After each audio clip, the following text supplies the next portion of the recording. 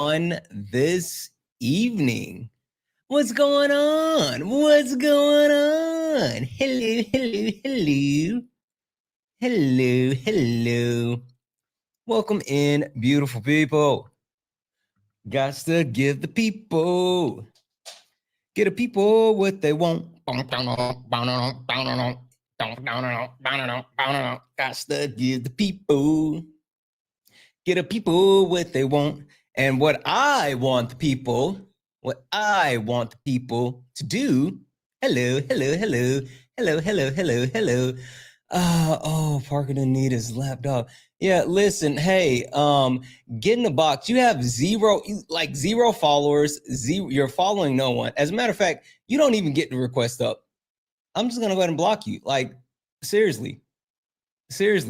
You trolls are bad. You trolls are bad at trolls. Like you're bad at being trolls. Anywho, guys, go ahead and send your daily heart me. It's only one coin. It will help boost the live and push us out to the FYP. Also, I have the daily gift goal, which is the little love you very much. If we can knock those out a couple of times, again, that'll help push us out as well. I'm going to go ahead and get this thing cranked up. You stepped in the box. Now you're in the ring. Ain't no hug here. You better take your best swing.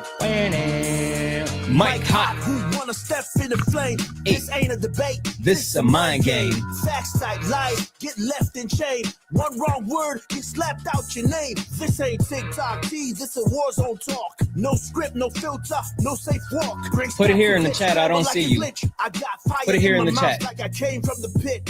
Hey. Step in if you dare. Truth hit hard like a punch in the air. Ain't no rules, no plan, no script. One wrong move, get cooked real quick. No cap, no shield. Better know your stuff or you get revealed. Step in, don't you wanna? Sparring with Santana. I don't care what you claim on your background. Facts only, if not, get clapped down.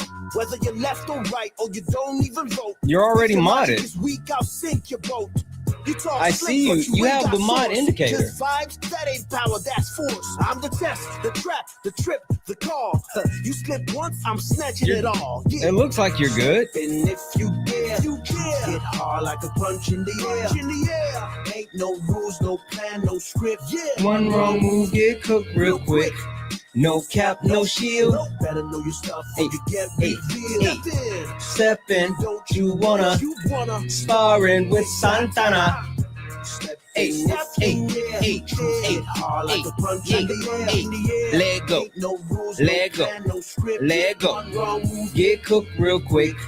No cap, no shield. Better know your stuff or you get revealed. What? Step in, don't you wanna? Sparring with Santana. Yeah. This ain't a safe place. It's not. This a place. It's not a safe space. Sparring with Santana. Hey guys, welcome in. Get my backup up here. Welcome in, guys. This is a Sparring with Santana 1-on-1 debates with Trump supporters. I am Santana, and we are getting to it. We're getting to it, guys. If you don't mind, tap the screen. Let's go ahead and get the likes up to 8,000 likes. As soon as we get the likes up to 8,000 likes, I will open up the box and get people in here. We're going to go ahead and get it going, but I need everyone locked in. Tap the screen, share the live, do all the wonderful things if you don't mind. MAGA, I'm here to speak with you because you guys have let me down. MAGA, you let me down. You guys are no longer the party of free speech. You guys are no longer the party that want to actually have other voices heard. Hell, you're the party of abolishing the First Amendment. And that's something we have to talk about. And we can see it in multiple instances, right? Whether we talk about what's going on with Jimmy Fallon, how they're targeting U.S. troops as far as the Pentagon and being able to speak out. They're targeting teachers across the country. There's lists and links. We'll get into that. And then also, you guys do the weird thing on the old TikToks here. You do the reporting, and that's weird because you don't like what other people have to say. Why? Hey, thank you for the, I don't know what that is, but that's cool. Why? Why, Mac? Why? I don't understand. You guys, who created cancel culture? You know what? I'm gonna go ahead and mute you. And this is not me canceling you. This is me saying you get in the box because you get a voice up here. Guess what? I am gonna give you your First Amendment right on my platform. You guys think cancel culture is something that's I'm sorry, you guys think accountability is cancel culture. Just because you can't do and say whatever you want does not mean that you're being canceled. Now, if you refuse to actually, be a better person, then why shouldn't we ostracize you? That doesn't make sense. That doesn't make sense. I don't get it. I don't get it. And maybe, again, maybe it's just the way that you guys are now, right? Maybe it's just the way that you guys have shifted and you no longer believe in freedom of speech, or you just want to admit that you're snowflakes. If you want to admit that as well, then we can get into it. So either way, guys, again, only request up if you are a Trump supporter. Only request up if you are a Trump supporter. We are only looking for some debates. Please do not request up if you are not a Trump supporter. We are not looking to talk to friendlies. This is not late nights. This is sparring, and we are only talking to Trump supporters. RC, are you a Trump supporter? Yes. I am. Yep. Oh, okay. Yeah, I'm sorry. I didn't know who you were for a second. You don't get a First Amendment right on my platform. Like you shouldn't be here. You're a gross person. You're a super gross person. You definitely don't get 1A on my platform. Sorry, not you. Anyone else, sure, but not you. Hey, does your wife know you're online, or is she still locked in the bedroom with her boyfriend? She knows that I'm online. Did you want to come up to debate, or did you just come up? Nah, you muted me because I said the left started cancel culture, and you said, "Oh yeah, I muted you because I wanted you to come up and talk to me." That's soft. Thank you for coming up. Soft. Jimmy Kimmel's a pussy. Yeah, I hear you. Look, you're crashing out already. You don't know how to have a conversation. Is that why you like to stay in the chat? Exactly. What are we even doing? He got upset because he got muted in the chat, and then as soon as he gets up here, he crashes out and runs. Come on.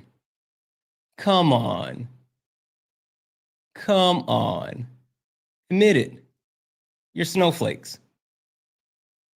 You just have to admit it. You're snowflakes. Yeah. I'm Trump. No, I'm not gonna invite you. You get in a box. Why would I invite you? You're muted though. You get in the box. Again, we are looking for some debates. Only request up if you are a Trump supporter. Only. So are the Democrats. Cool. Yeah. Actually, as a matter of fact, I'm gonna go ahead and mute you, and you can request up. Silly Goose. I know that you are a Trump supporter. I am, and we're on a turning point in America right now. So we are. But give me a second here. Silly Goose, I know you know who I am, but this is your first time on my platform, so I don't think you know exactly what this is. Or have you seen like all of this before? I've watched you a few minutes before, but if there's like a ritual or something that you need to explain to me, like a satanic saint or explain it. Yeah, hell Satan. Yeah, sure. Give me a second here. Let's get into it. Ladies and gentlemen, welcome to the main event.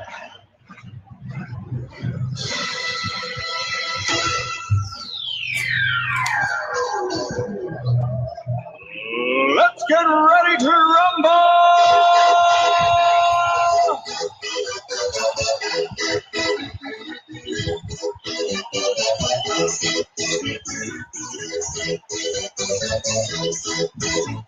Y'all ready for this? Guys, welcome in. This is Sparring with Santana, one-on-one debates with Trump supporters. If you are a Trump supporter, get in the box. If you're someone that supports Donald, Timothy, Trump, get in the box. We're only looking for some debates. Please do not request up if you are friendly. We are not looking to speak with friendlies. We're only looking to talk to Trump supporters because I have questions, and I'm hoping they have answers. But if you're friendly, do all the wonderful things. Tap the screen, share the live. Let's go ahead and get the likes up. Let's get the likes up to 50,000 likes. And also, I'm going to keep resetting the daily gift goal to these little 1-cent goals. If we can keep knocking it out, it will help push us out to the FYP to get more people in here. Last but not least, if you like to support the live, you can do so. Cash App, PayPal, Venmo, all the pay links and link tree in the bio. Santana speaks for you. Best way to support the live. Everything's accepted. Anything's appreciated. Now, Silly Goose, question for you. Okay. Why is MAGA the party of eliminating 1A? 1A gives you the freedom to say what you want to say. It does not alleviate the consequences for what you say. So I completely agree. If you are a comedian, and I that's allegedly what the left, he's just a comedian. Tell me the punchline and that the Charlie Kirk's assassin was MAGA. Where's the punchline if he's a comedian and that's, he's just supposed to be telling a joke?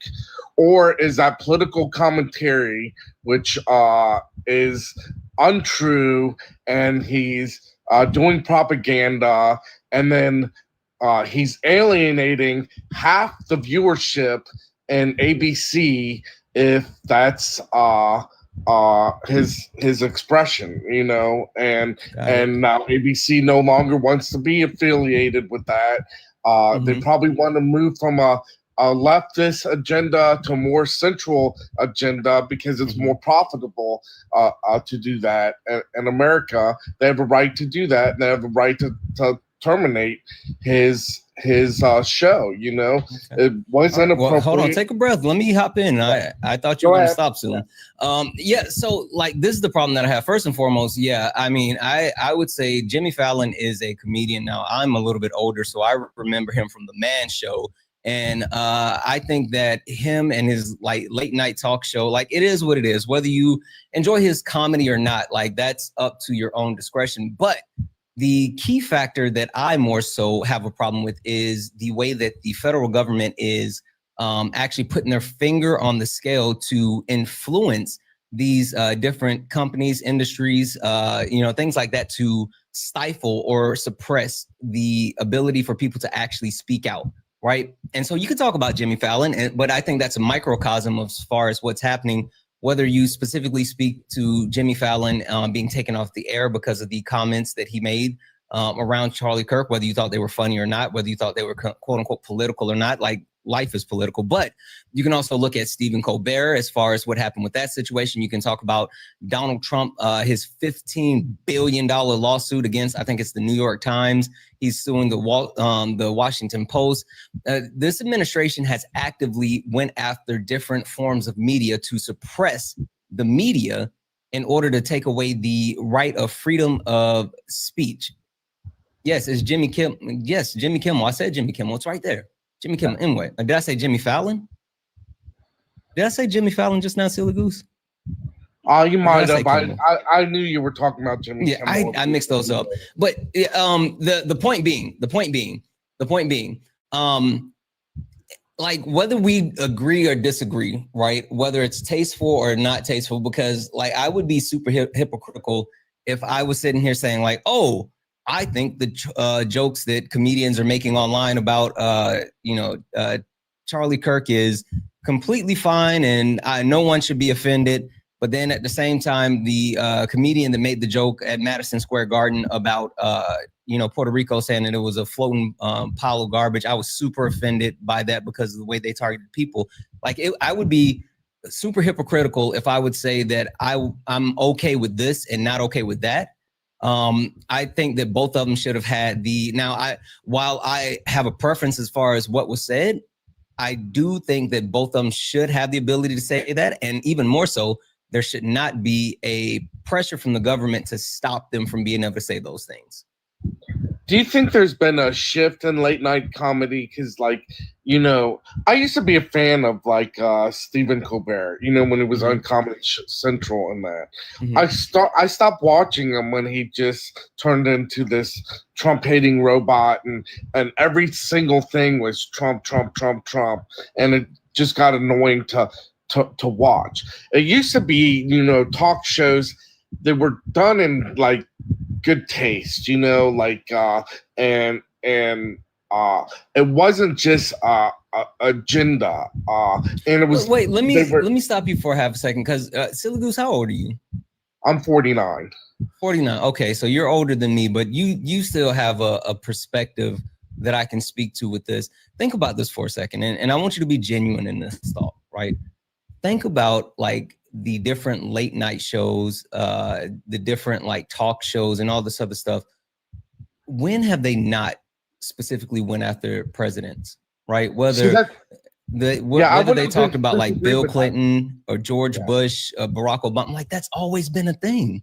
Right, I don't disagree with that, but that used to also be not the entire like show, not the entire agenda, not in a mocking way, and you know, really just addressed the political issue of the time, whatever happened or things like that. I mean, with Bill Clinton, you know, and the Monica Lewinsky thing, that was a run on talk shows. You know, everyone was making fun of that at the time. And yeah. But see, okay, think about this as well, though. And I want you to be intellectually honest with me. And so far, I feel like you are.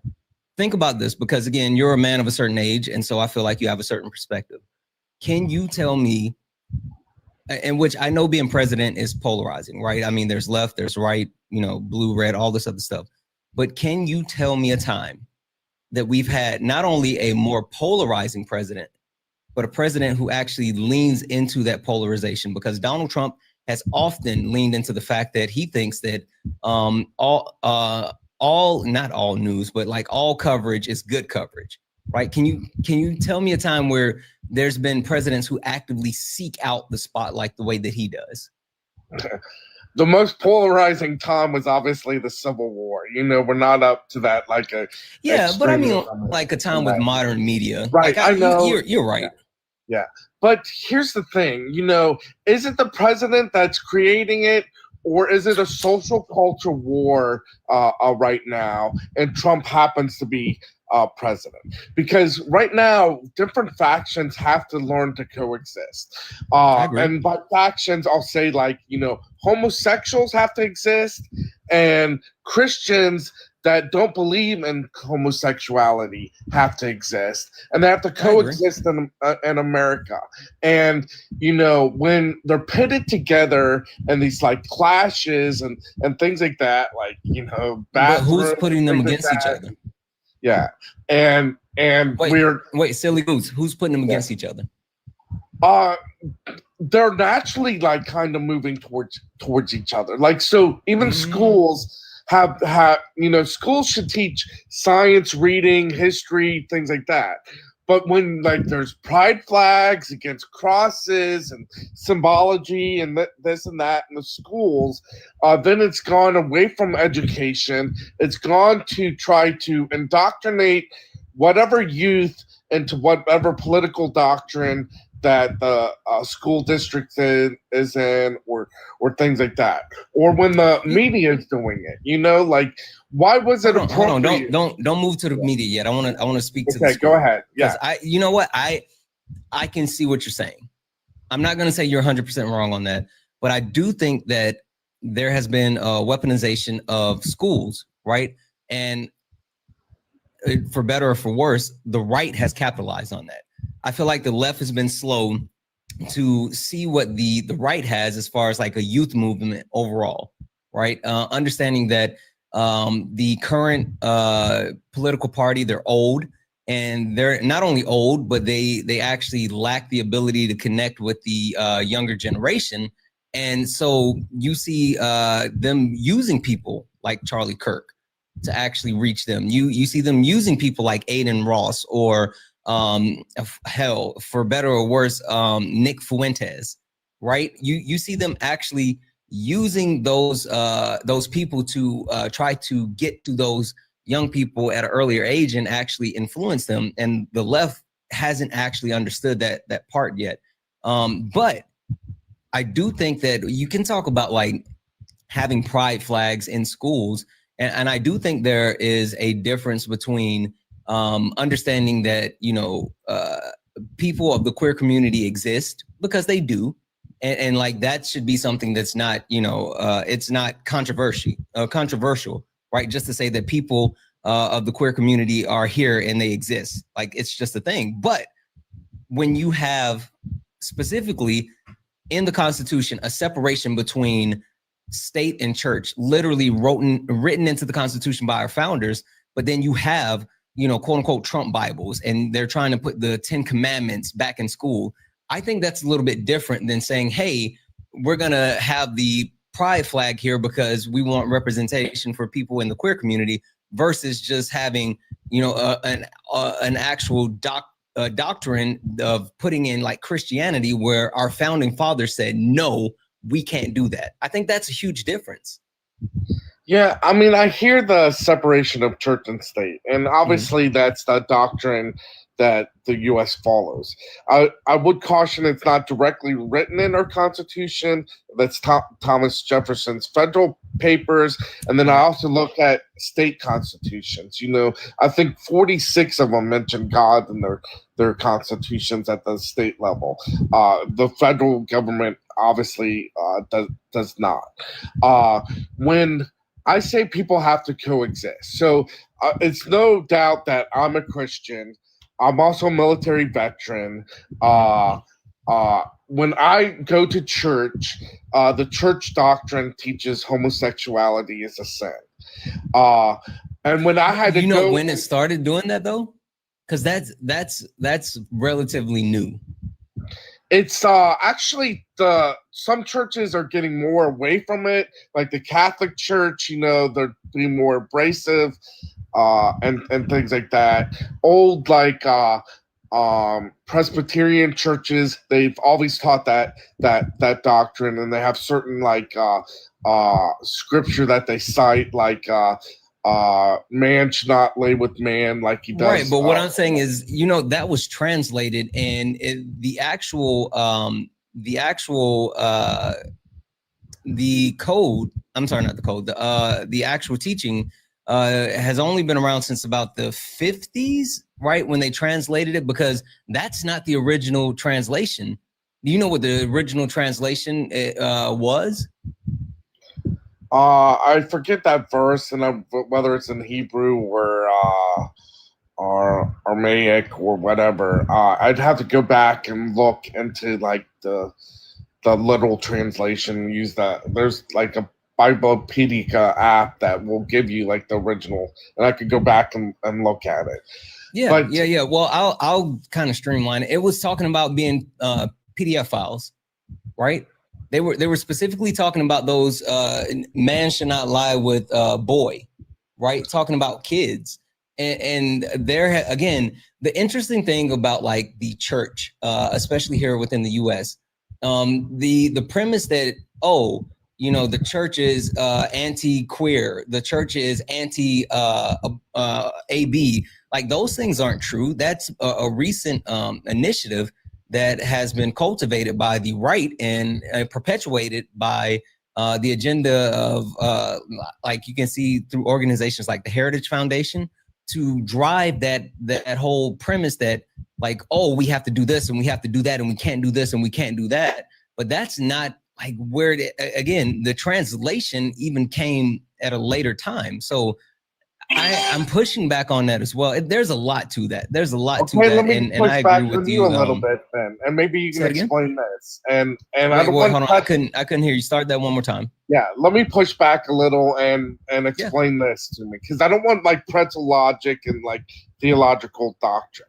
So you know, in the church, sex is supposed to be between two married individuals, you know, and the church, you know, didn't support same-sex marriages. Now the Catholic Church is kind of like, they still don't perform and that, but they're kind of acknowledge them then and that. So the Bible the new Pope has been really kind of accepting of that. But I'm sorry, go ahead.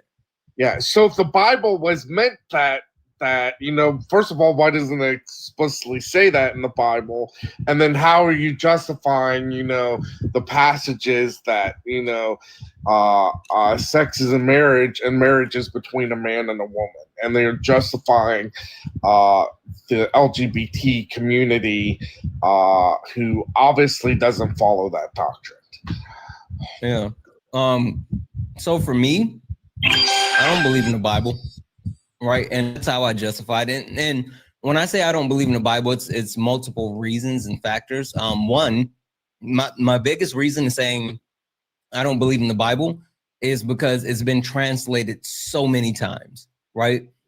From the original text. First of all, it's not firsthand account, right? And it's a mishmash of different people and different accounts who wrote different books in the Bible and all this other stuff. But it's been translated multiple times from the original Bible to what we utilize today, you know, whether it's the King James Version or whatever the case may be. And not only was it changed, it was translated from Latin and it's so many different iterations that it's went through that it's like the actual understanding, I can't do it. And then another thing that I have a problem with is... Before you go to your second talking point, I want to push back on the logic of that. Mm-hmm. So take science. Mm-hmm. Has science changed? Has science, like understanding, tried to be perfected and things that we believed before has changed and things like that? So, you know, a lot of people apply perfection to the Bible, and then that same perfection they dismiss in science, that, you know, we've had to like have hypotheses and those get disproven. You know, at one point people believed the earth was flat and everything else, and people jokingly now hold on. So think about this though, like the science has verifiable proof, right? Like the reason why science changed, the reason why we no longer think that the earth is flat is because we have verifiable proof that it is in fact not flat, right? But see, then you talk about the Bible, and you could talk about like the quote unquote miracles in the Bible. And I'm not even going to go as far as like the miracles that Jesus performed, because there's a lot of people that have proclaimed to do those same miracles. Now there's the one miracle that no one actually has tried to say that they can do, right? Because there's been other miracles that have been claimed, but no one is pulling a Lazarus, I think I'm saying it right, but no one's raising from being unalived, or, you know, coming back like Jeebus did. But the thing that you can talk about any of the other, one of my favorite stories in the Bible is Meshach, Shadrach, and Abednego, right? And really it's just because I like the name the Bendigo, and that's why I used to love that so much. But think about it. The fact that they got thrown into a furnace, right, of fire, and the fire blazed all around them, and they thought that they were going to actually unalive in the fire, but they stood there unharmed. Like how do we explain that? Two, how is that replicated? Now you can talk about how we can replicate it today with science, but even still, like that type of technology that we have today for where people can stand in flames and like for movies and not be burned, like we didn't have that then. So how do you square that circle where you could talk about science and we can verify why we don't believe those things anymore, but you still hold on to those stories in the Bible, even though there's no verifiable way to prove it's real? But then science doesn't explain everything either, you know, like, I agree. And I just point to creation, you know, was the universe created out of nothing? did it always exist? Was there a big bang, or was there intelligent being behind all that? That there's systems and designs and things like that. But I guess the real issue that I have is I'm not going to change your beliefs. You're not going to change my beliefs. No. But we have to coexist. I agree. And part of that coexisting is respecting like boundaries. If like I've had to, being a military veteran, walk through the VA, walk past gay pride flags to get to my health care. Is that appropriate? My belief is that it's wrong, that it's a sin, and I don't want to have to walk through that propaganda. So, and healthcare should just focus on, how is people expressing who they are propaganda? Because there's places you can't express that, and places where both have to exist, and that it's not the appropriate. Like, didn't you fight for that?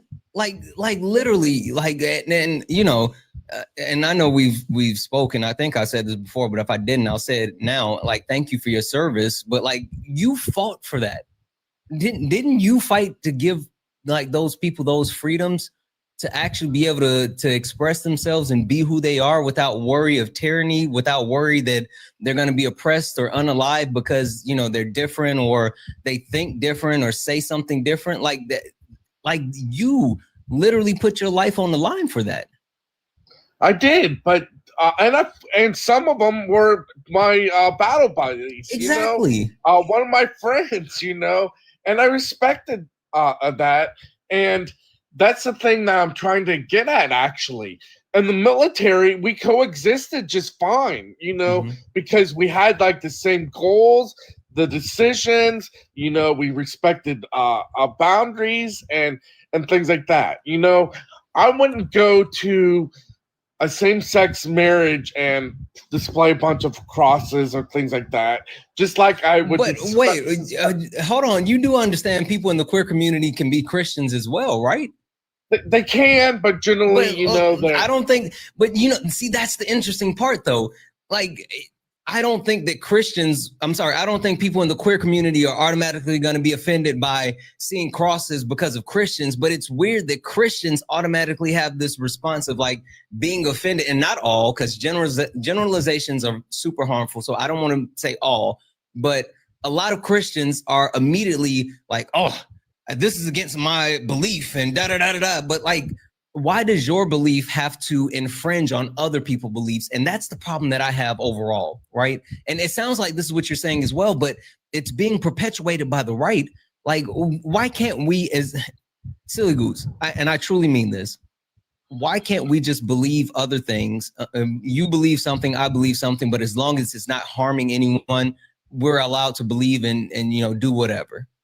Yeah, I agree with that sentiment. It's just, where are those boundaries? So are you allowed to display a pride flag in a classroom, let's say like an elementary school classroom? Yeah. See, I would say no. But see, think about it. For those kids, right? What's the likelihood that one of those kids has a parent or parents or whatever that's a part of the queer community? That's fine that they have that. But no, follow me with this for a second. But what's the likelihood that someone does? In a classroom of, like, say, 17, like, probably. Wait, when did you see in a classroom of 17? That's actually I don't know large. if you know the silly goose, but like, those classrooms are packed now. Like, that's why teachers are under attack in multiple ways in our country, but not 17. It's usually like, I would say, to be on the light side, maybe 25, but like way higher. But anyway, so going through my the daughter's thought process, classroom is 10, by the way, just for like. Does she go to private school? She goes to Christian school. There it is. Yeah. I'm talking about like just normal public school. Now, of course, see, when you start talking, this is why the right has wanted to push like school of choice and all this other stuff, right? Because they understand that if they can actually influence like private schools and all this other stuff, then they can actually do the things, including implementing the different doctrine that they want to in those schools. So like all of that's a little bit different. So I'm talking about just normal public school, just normal public school. Yeah. So, but the point that I was trying to make is more than likely someone in that class has a parent. Even when you talk about young kids, they have a parent that's a part of the queer community, and there's nothing wrong with teaching kids that people in the queer community exist. Because what happens is when kids don't know these things, then they start to ostracize other kids and they start to target them for being different because they don't understand the difference. Think about this. Kids, one, racism, hate, all this other stuff, it's not something that kids are born with. It's something that they're taught. They're literally taught these things. And when you teach them that, hey, it's okay to be different. It's okay to look different. Some people have, you know, two moms. Some people have two dads. Hell, some people don't have a mom or dad. They have a grandmother or something like that. And it's okay to teach them that they exist. There's a difference between that and, for some reason, quote unquote, indoctrinating kids. No one is teaching kids that they should be a part of the queer community. They're just teaching the kids that, hey, people in the queer community exist, just like you exist, silly goose. Yeah. But why the pride flag? So, like, why not the U.S. flag? Why? We have the flag. Hey, you know what's something funny? I didn't know that we were being indoctrinated. Do you still remember the Pledge of Allegiance? I do, yes. I do too. Do you know I started talking to some of my friends that either aren't in the U.S. or don't live in the U.S., and I told them about the Pledge of Allegiance, and they was like, what the fuck is that? The fact that every single morning we stood up in the classroom and looked at the flag hanging from that little dusty pole, put our hands over our hearts, and actually recited a pledge stating our loyalty to the United States of America. Yeah. You don't think that's indoctrination? I mean, that's could be considered patriotism and things like that. How old are you, by the way? So I know, like, I'm 38. That's why I said you're a little bit older than me. Yeah. So you know, there's other pride things that happen in school. Like, I'd watch the space shuttle like launch and then watch the explosion and things like that. You know, that I think I was in like third or fourth grade. And then the other thing, I don't know if you had this at your school, but there was a thing called Channel 1, like in homerooms, that you had to watch the news. And I thought that was an indoctrination. One, it was that Anderson guy from CNN. He was a youth reporter back then when I went to Anderson Cooper? Yeah, Anderson Cooper. He started as Channel 1 and giving the news. And then I'm watching the news, and then one of the traumatizing things, we had to watch the whole Waco siege on Channel 1, you know, repetitively for how many, little over a month or whatever that was, and things like that. And that starts to indoctrinate, like, even at the high school level. Yeah, I'll say this, and if you don't mind, after I say this, I need to read a couple of things off, and then I want to get back to it. But okay. I do think there is a understanding as far as like indoctrination, but I think the discrepancy comes in as far as people on the right, and no offense, but people on the right seem to think that representation is indoctrination, and it's not. It's not. The fact that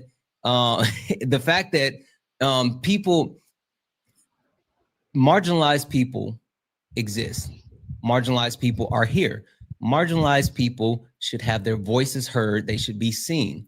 So no matter if it's someone that's a member of the queer community, no matter if it's a Black person, an indigenous person, no matter if it's someone with a disability, right? The actual marginalized communities exist here in the United States of America. Hell, it exists all around the world, and it should be okay to say, hey, just because you don't belong to this marginalized group does not mean that they don't get a voice, that they don't get to be heard, that they don't get to be seen. And that's what it is. No one is teaching someone.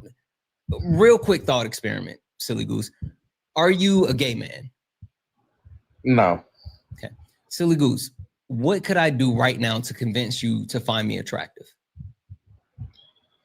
I don't know, you know, I just wouldn't naturally be attracted to men, you know, like, and that's what I'm saying. And that's my point, right? Like, for some reason, people think that, yes, while I think hate can be taught, I definitely think hate can be taught. And I think, you know, racism is definitely taught. But I don't think you can teach people who they're attracted to. You can't teach people their sexuality.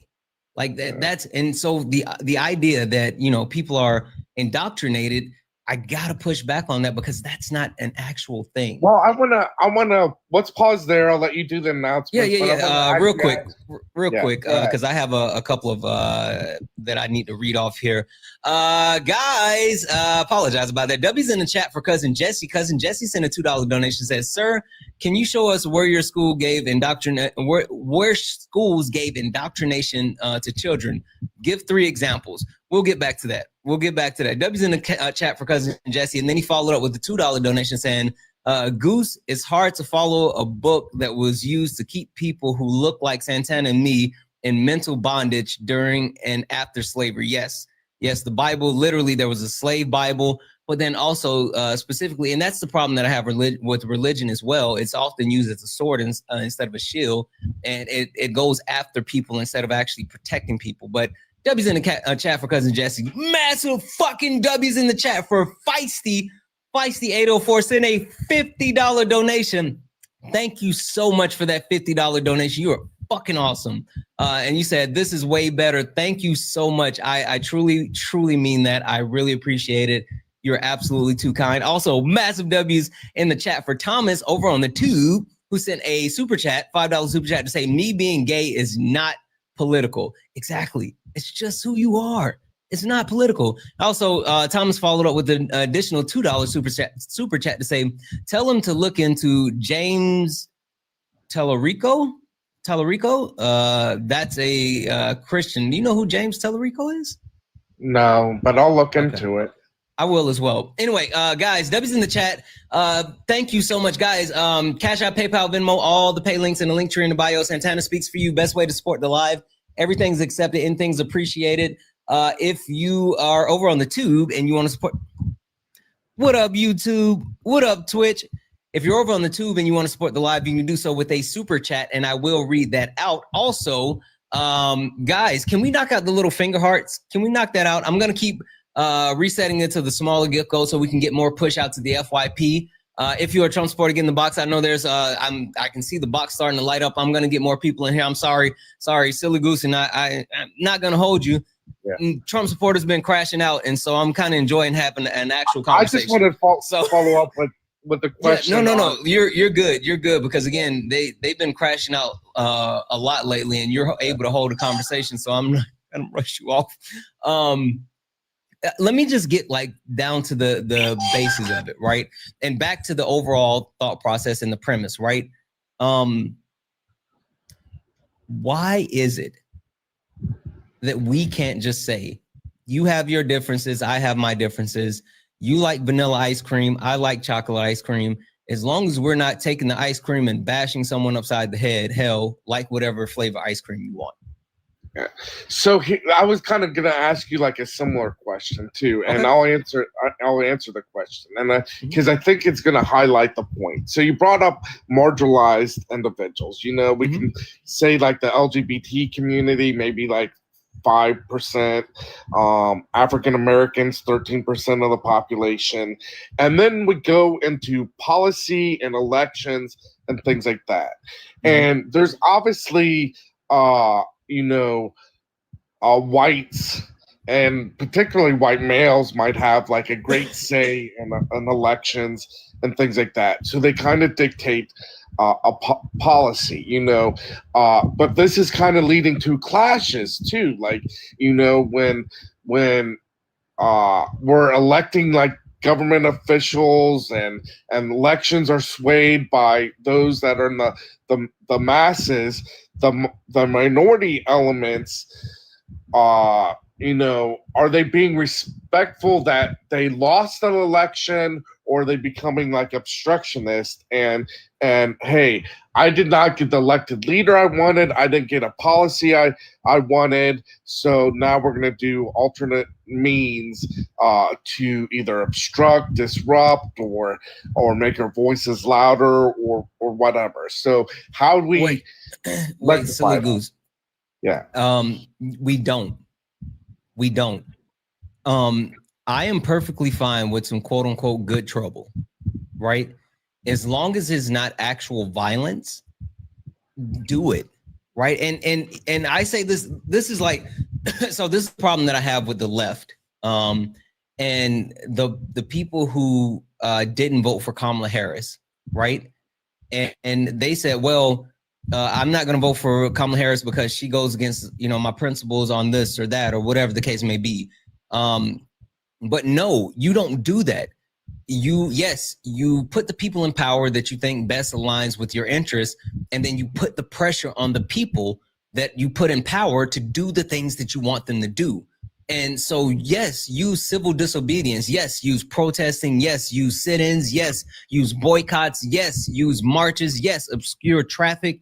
Yes, do all of those things. As long as it doesn't turn violent, I'm right there with you. And force your politicians to pass legislations and do things that are for the betterment of the people. So, like, no, I don't think those people should quell their thoughts or quell their interests or say that they, you know, like we should shut them down. No, I don't. But if it turns into a situation where people are actually harming others, then yeah, I have a problem with that. But outside of that, let them march, let them protest, let them boycott, let them do it all. And that's a part of the First Amendment right. Their voices should be heard, and we can't shut them down. Yeah. Okay, I agree with that. You know, like my sentiment is that, you know, over time changes has taken place. You know, obviously, you know, with women, with minorities, with the LGBT community, and things like that. And and eventually, America progresses, and they're accepting, although the timeline seems like frustrating. You know, like they want immediate results and things like that, and sometimes patience. But that doesn't mean their voices shouldn't be heard. You know, it doesn't mean that should not protest for progression and things like that. It shouldn't go violent. Quick question. Yeah. Can you blame them for wanting immediate results if they've been oppressed for years and years and years? Think about this, silly goose. Who was the Constitution written for? It was written for America and the United States, but it was written by all white men. It wasn't. It was written by immigrants, but who was it written for? Yeah. Christian white men, I think, you know. Exactly. Well, not Christian, but specifically the Constitution was written. The Constitution was written for white men that own land, right? White men that own land. And then anyone else that was not a white man that owned land received rights afterwards. That's why we have all the amendments and all this other stuff. It's because after that, everyone else had to receive their rights after white men that own land got their rights to start. And so from that point, any other marginalized group has been fighting for equity and equality. Any other marginalized group has been saying like, hey, I want to be a whole person. Just like this white man that owns land is a whole person, I want to be a whole person as well. And we're talking about since the inception of this country that people have been saying that. And if we're here now almost 250 years after this country was created, and people are still fighting to be a whole person in this country. If they're not a whole person in this country today, I can understand why they're not patient And you know, they want to be a whole person now, and they should be a whole person. Yeah. No, I agree. Like, I mean, every citizen should have equal opportunity based off of the Constitution of the United States and things like that. I think like between the left and the right, some of the constitutional differences are: one, the right believes a constitution does not run governments. It's elected officials that run governments.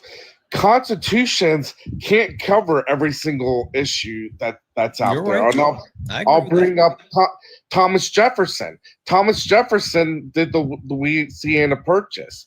Where in the Constitution does it give the presidential authority to purchase land? He struggled with that because he wrote the Constitution and he was a constitutionalist, and now he had to go beyond the power.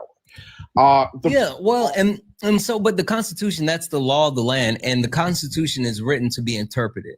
Like, I understand that it's the framework, it's the guide. And see, going back to the Bible, right? This is the problem that I've always had with the Bible.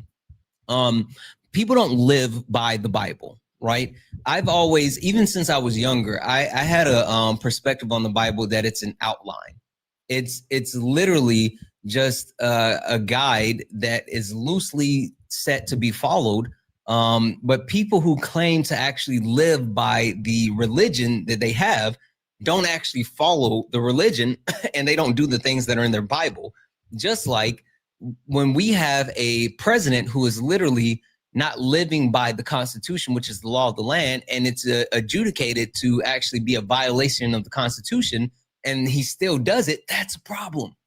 So even though, yes, you're right, the Constitution is not the, it doesn't govern. It is the law of the land. It is what we adhere to, and it's what we continue to try to uphold, even yourself as a former member of our armed forces. Yeah.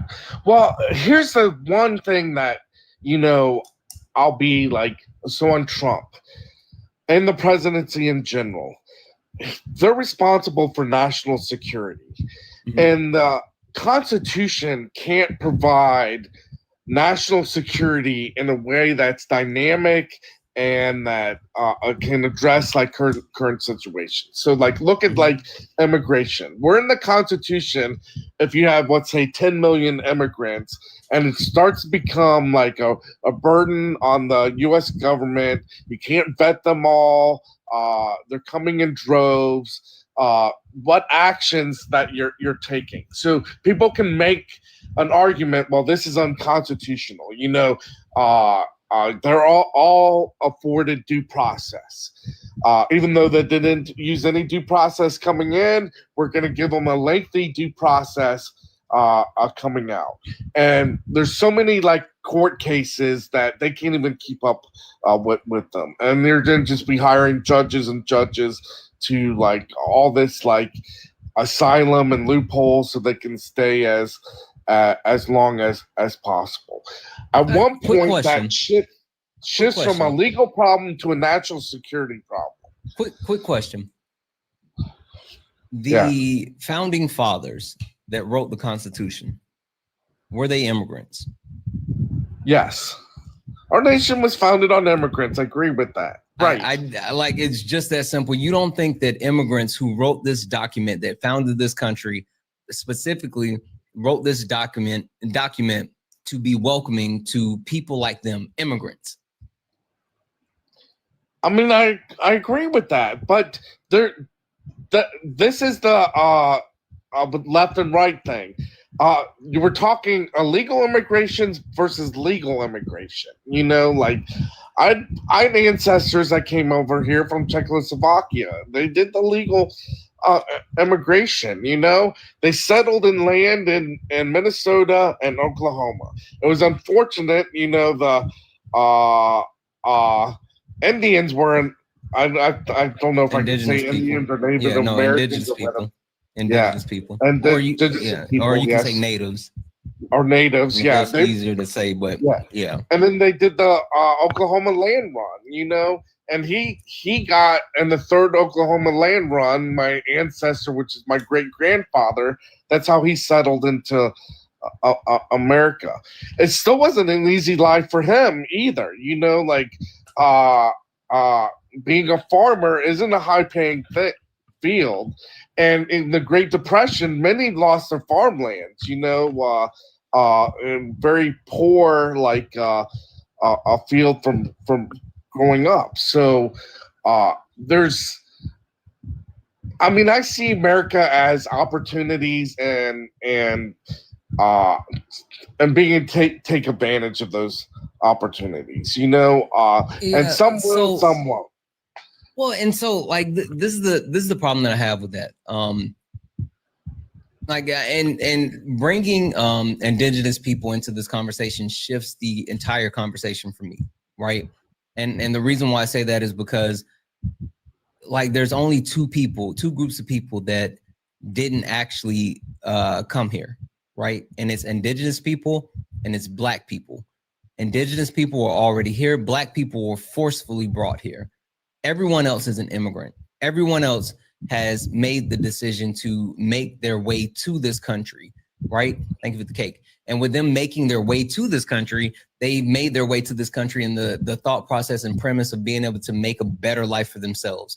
And the idea that at this point, we should actually turn people away from trying to be able to make a better life for themselves, like that doesn't make sense to me, especially because of one of the key factors, right? The United States, like most countries in this world, have a declining birth rate. We don't have enough people. We don't have enough people to sustain our country.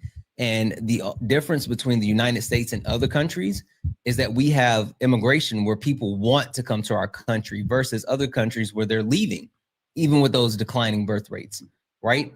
And so like for us to actually, shun that and not welcome those people, like that's a problem.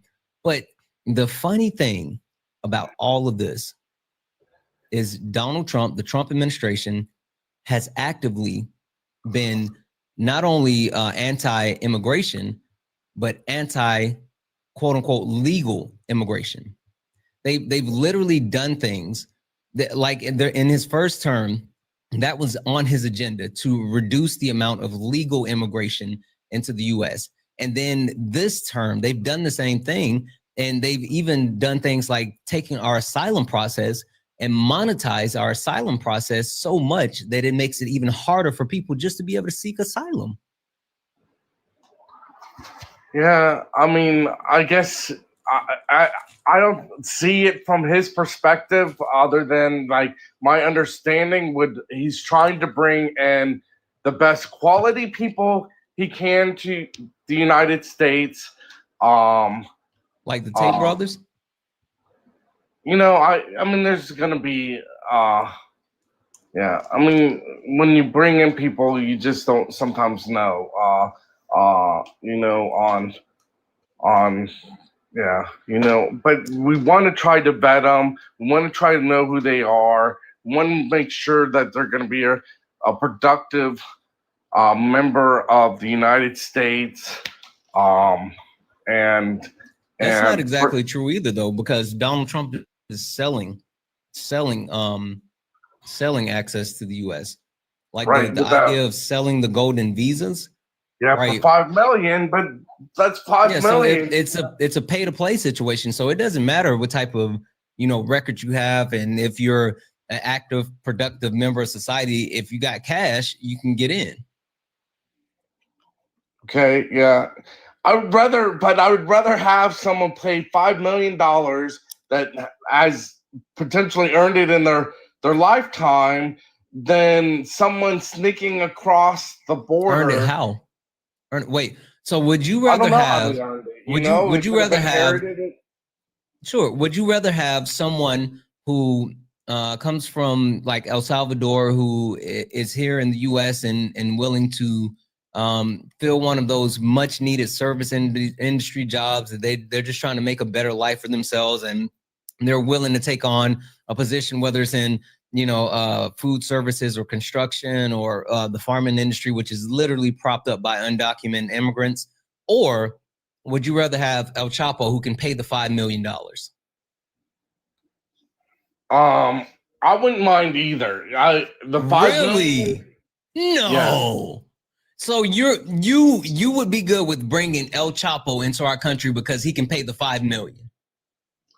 Well, I doubt that he would. Like, it's a interesting aspect. I doubt he would come to the United States. Silly goose. Like, come on, I don't even believe you believe that one. Our entire conversation, there's nothing that you said so far that would make me believe you believe what you just said. We brought people to the United States that's probably even worse than him. Like, we used to have like the School of Americas, and we used to bring in leaders into the School of Americas to shape foreign policy and politics, and it was an interesting time in America. I don't know if you've ever done any research on the School of Americas, but look at the attendance list of that, and how we try to shape the world through that one simple schooling. Yeah, I would have to look that up. I don't know much about that, but I mean, we can understand like the soft power has always been a thing in the U.S., which I think is a good thing, right? I think implementing soft power is definitely way better than doing anything that like overthrowing governments, which we do as well. So I would have to read up on that and get more information about it. But I'm always going to be an advocate for soft power, whether it's paying for PBS in Middle Eastern countries, or giving them access to resources so they enjoy the idea of quote unquote Western civilization or the United States. Like, I don't think Western civilization is the best. I don't think that we have it right, not by any stretch of the imagination. But I do think that if we are going to spread the quote unquote ideas of the United States, I think it's better to do it with honey instead of shit, But here's the thing, like on your rhetorical questions, like how do you know? Like, how do you know the person you're bringing in, especially if they're not coming through a legal process, doesn't have a nefarious intention? I'm claiming asylum, but I'm really dealing in trafficking. How do you distinguish a person that way? And I think that's what the issue is with. But you know why I don't care about that whole premise of knowing? Because we do better growing them ourselves than we do importing them. Jeffrey Epstein was homegrown. Right. Literally, Jeffrey Epstein is homegrown. The mass pew-pewers that we have, they're homegrown. Like, we're not importing crime. Like, the United States has an actual monopoly on the type of violent crime that you see. And while other countries, yes, have crime, and other countries even have war, the way that our citizens live and affected by crime, the United States doesn't actually protect our citizens. Like, we have Epstein's, but we also have Jeffrey Dahmer's, right? We have Dylan Roofs. We have like all of these situations that a lot of countries don't see. And like it's such a false equivalent to say, well, we don't know, but we also know for a fact that we're not doing the things on our home front to take care of what we should be doing. Yeah. It was actually Obama that, and his national security strategy. So one of the unstabling factors in many different countries, it's very complex.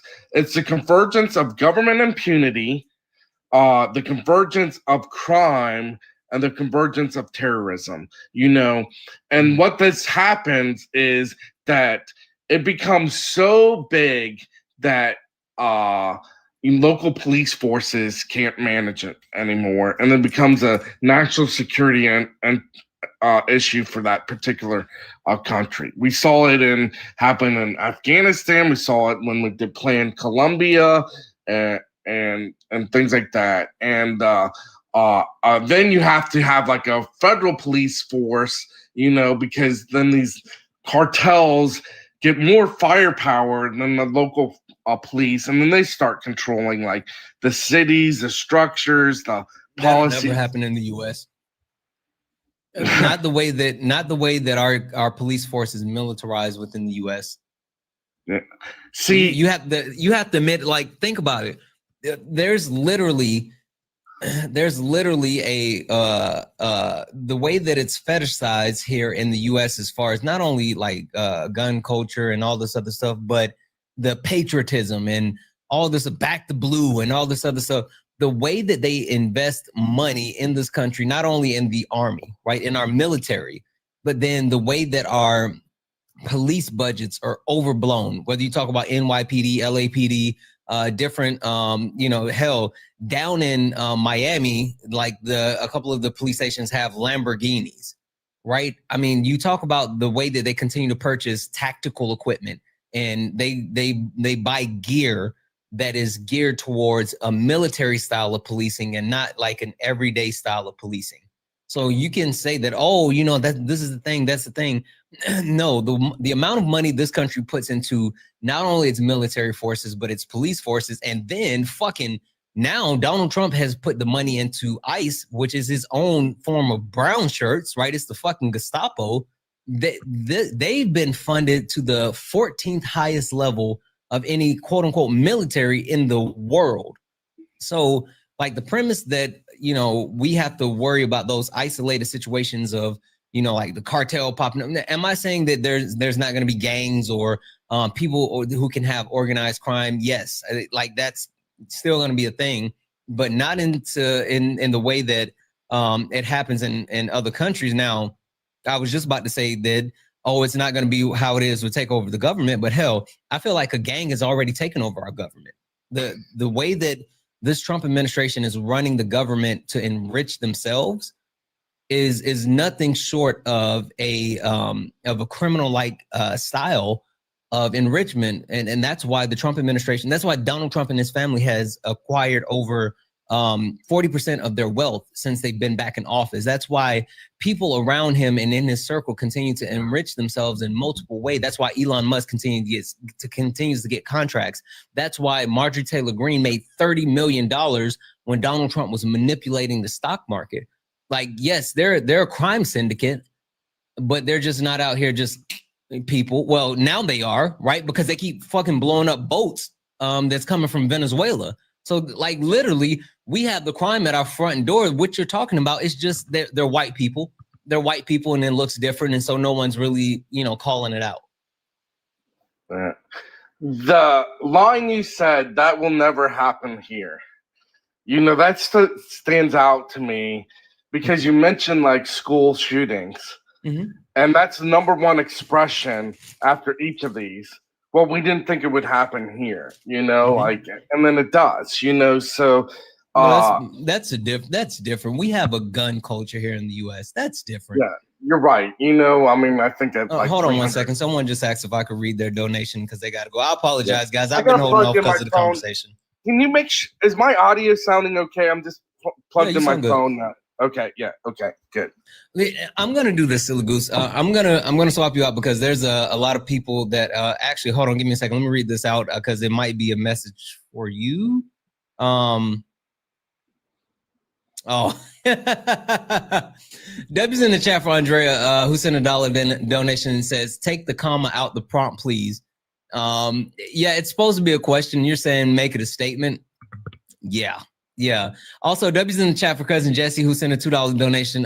Silly Goose, it appears me and you have mutual people that your side has regressive policies. Can you in 30 seconds tell me how your side is trying? You said society forward. I'm assuming you mean push society forward in a progressive manner. Can you 30 seconds or less? Can you give us anything that the right is doing to try to progress society? The progression will require unity, and I think we're gonna have to unite behind something. it's not going to be uniting behind the LGBT community, and it's probably not going to be uniting behind like Christianity. I disagree. Well, how many presidents did it? It was patriotism. You know, we were kind of divided during the 9/11. You know, and the United States came together for a short period of time after that, and that kind of united us against the common goals and things like that. Not the right. So let goals, me say this real quick. Let me say this real quick. One, like I think that one, you didn't actually answer the question, but two, we should unite behind the queer community or like any other marginalized group. If the United States rallied behind a marginalized community, you understand that that's the water that lifts all boats, right? The rising tide that lifts all boats. So if we target those marginalized communities and actively are trying to make life better for those marginalized communities, then life will be better for all Americans. It's tough because I don't think you're going to give Christians to give up those beliefs, and that's, you know. But Christians belong to those marginalized. You don't think there's Christians that are black, Christians that are queer, Christians that have disabilities? They're part of those marginalized groups too. Yeah, and I'm not trying to single them out because, I mean, I understand in Christianity we're all sinners, you know, and that's just a different type of sin and things like that. So, you know, it doesn't try to isolate them, but it is you know, the view that it's directly opposing some views that people are ingrained that they objectively view the Bible is against, and you know, you can make theological debates against it. You can you know, try to move people from these beliefs, but I don't think that's going to be possible. I mean, my church has 1,500, and this is the doctrine that they preach. You have different churches that are LGBTQ friendly, and that's, they preach a different doctrine and cater to that community, but it's not like worshiping together, you know, they're worshiping separate doctrines and separate places and things like that. And that's so okay. Yeah, well, I mean, that's generally okay. You're supposed to take communion together, pray together, do everything. I think a church that has 1,500 members is way too large. I'm not a fan of mega churches. I've attended mega churches before. I think that it's so impersonal. You don't have a real relationship with, you know, supposedly your God or whatever, or the people that's supposed to be leading you to your God. There's so much wrong with mega churches and the way that they've been monetized. And I think churches need to start, right? I think churches have not been the pillars of community that they're supposed to be, that they used to be, right? And they're still getting those tax exemptions while not actually feeding their communities, while taking care of their communities, while taking freaking Joel Osteen, right? When they had the floods down in Houston, he wouldn't even open up his church. I think it was Houston. It was somewhere in Texas. Anyway, he wouldn't open up his church to let his church members come there because they were without power and without water and all this other stuff. What are we even doing? So, I have a problem with mega churches. I have a problem with religion. He's a poor example. But here's a question that I have for you. Would you rather give a dollar to a church or a dollar to the U.S. government? Who's going to use that dollar? I'd rather give a dollar to the people. Well, yeah, you know, but you know, I've seen a great church, and I agree with you. 1,500 is too large. Our church is doing a new church plant, so it's they're expanding in different locations because it just grew outside the building and everything that we have. But I've seen churches do soup kitchens, provide aid, you know. do projects and mission trips and things like that would be a lot more helpful than giving $1 to the government who gives it to U.S. aid, who does some project where someone profits off of it, and it's not really a direct influence or impact, So well, I feel like these churches, not only do they hide behind tax protections, but they hide behind cozying up with the government, where there should be separation of church and government, but they cozy up to the government to get preferential treatment so they can continue to enrich themselves as well. Like, again, sorry, it's, how they always say, oh, the left wing and the right wing are the two wings of the same bird. The government and religion or churches, like, they're two wings from the same bird. Both of them are corrupt. Like, that's the truth. But here's another thing that churches face. They face terrorism in the United States, and that cost churches $2.3 billion in tithing and things like that, and security of the facilities and things like that. Just like there's school shooting, they're deliberately targeted and church shootings and things like that. It sounds like we need gun reform. It sounds like we need gun reform. How do you do it? Universal background check, red flag laws, safe storage laws, like all of those things. It's not a church problem. It's not a school problem. It's not a mall problem. It's not a nightclub problem. It's a gun problem. And there's 380 million of them in the United States. There's more guns than there are people in the United States. Exactly. Why do we have a gun culture here in the United States? Like that, that's a problem. It's a problem. If people are obsessed with their pew-pews, people are obsessed with 2A without knowing what it really means. And people, for some reason, I'm sorry, for all those people who are 2A enthusiasts who swear that they need their pew-pews to help fight against the tyrannical government, but yet they're sitting here on their ass while the government is telling people that they no longer have the right to say what they want to say, or you will be put in jail, or you will lose your job because you're, making fun of someone who was a fascist. Like, this is the time that the quote unquote 2A people should be ready for this tyrannical government, but yet they're really quiet right now. Like, that's weird. You use this expression, tyrannical government. Do you trust the U.S. government? No, I'm black. There you go.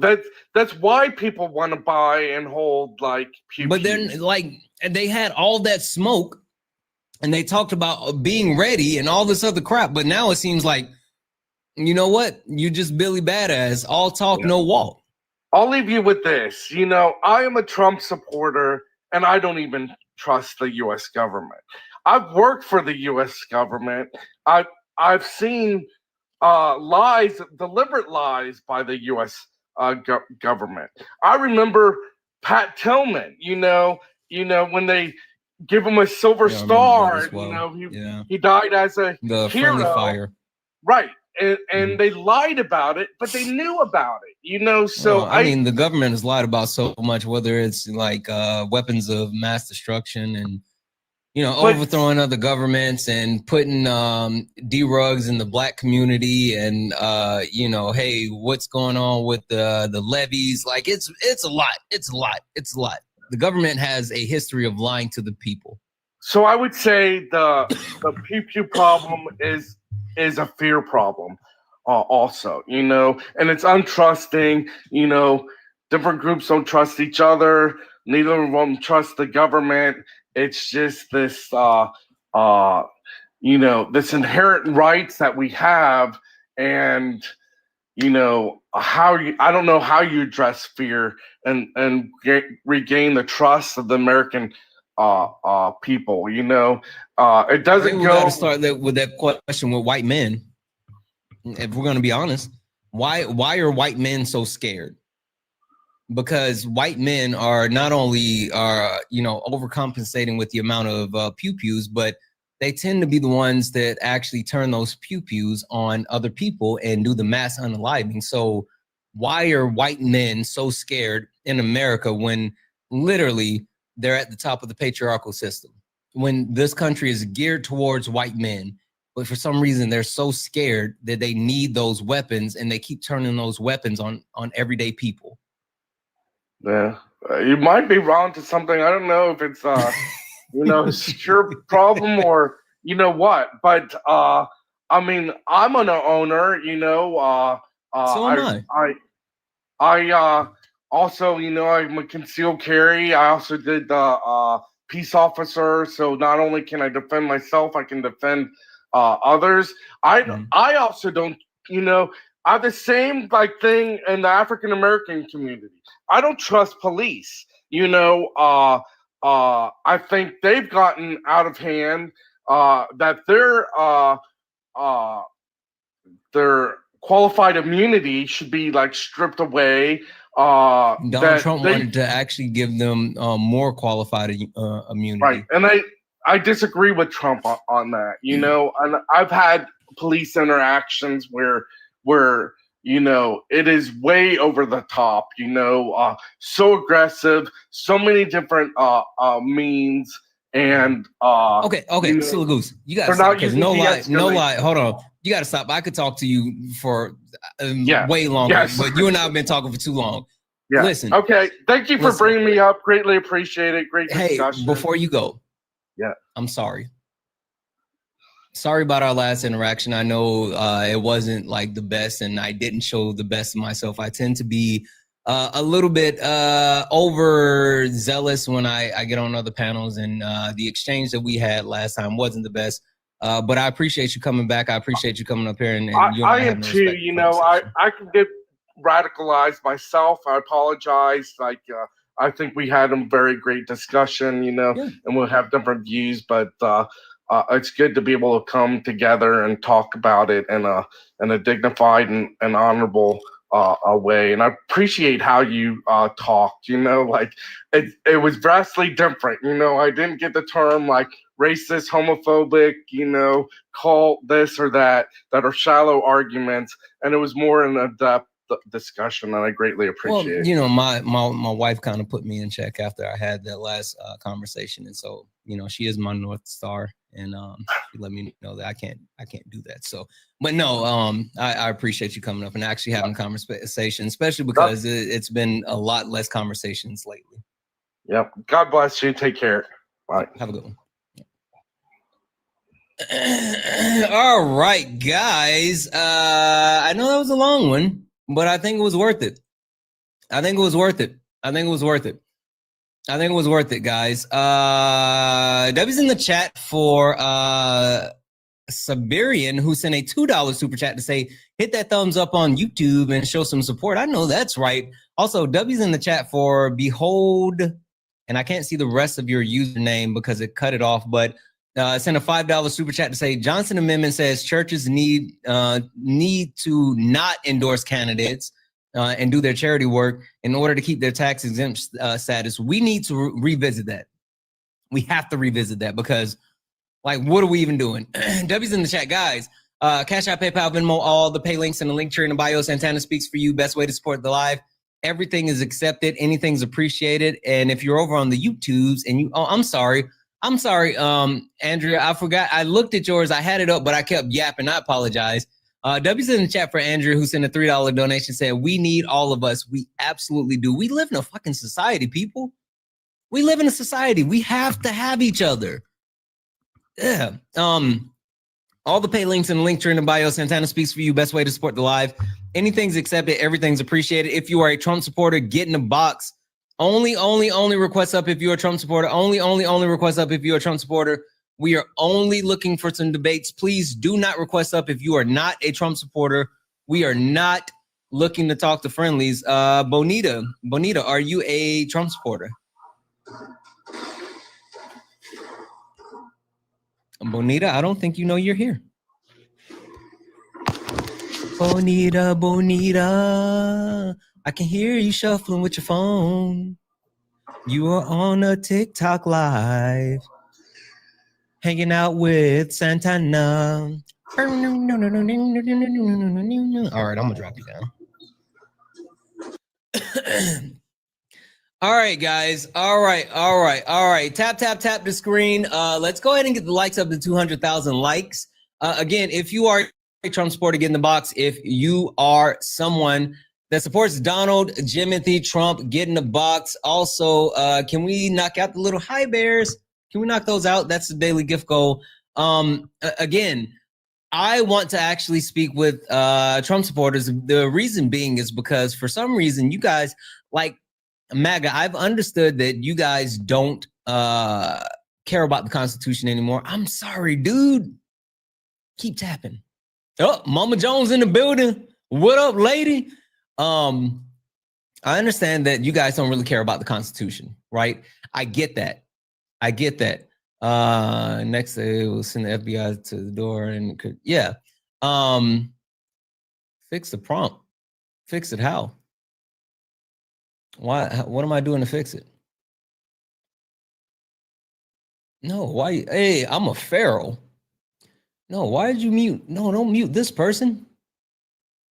What's going on? What happened?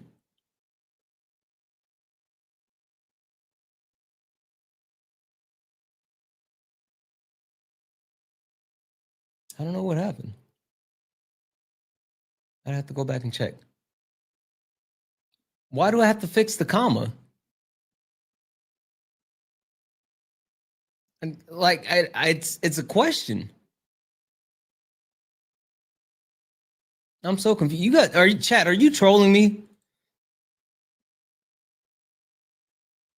Are you guys trolling me?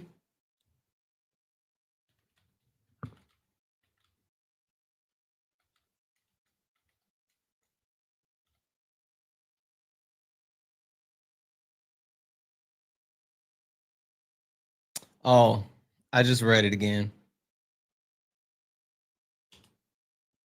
I refuse to fix it because now it's on principle.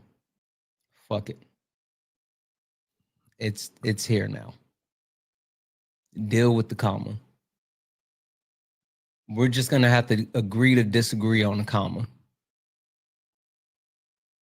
All commas matter.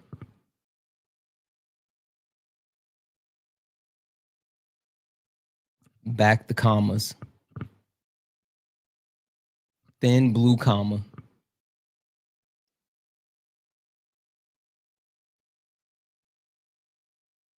Oh.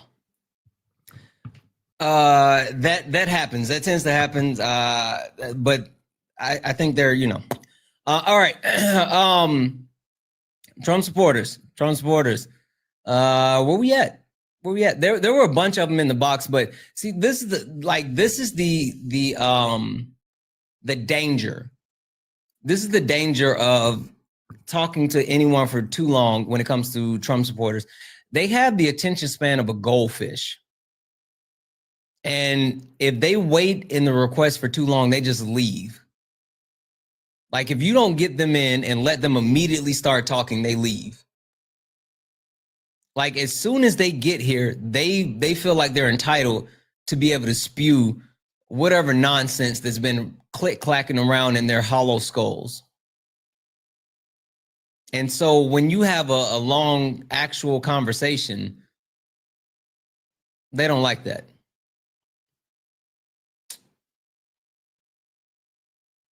I think I talked to Silly Goose too long because now all the rest of the MAGAs ran.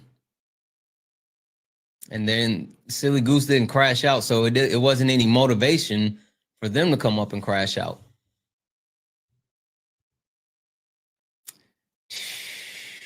Really, MAGA? Thank you for the cake.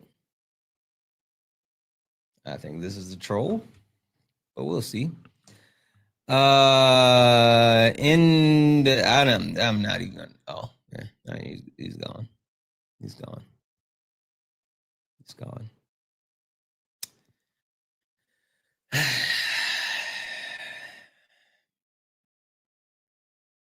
He said they're harassing Carbon. Good. Yeah, I was thinking that as well. I think I'm gonna hit a quick restart, but before I do, chat,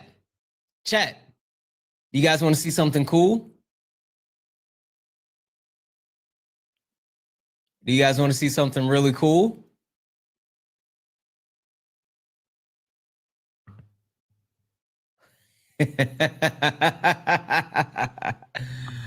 Okay. Okay. Give me a second.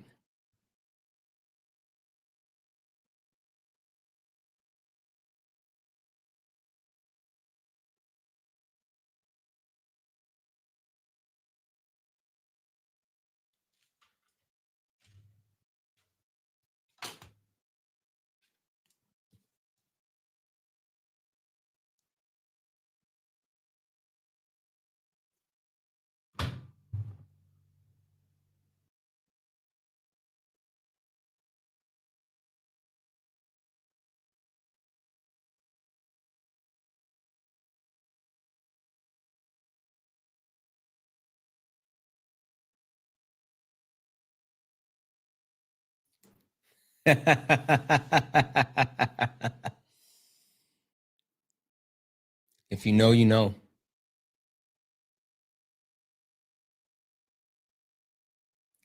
If you know, you know.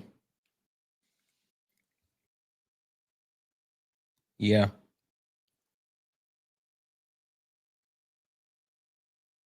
Yeah.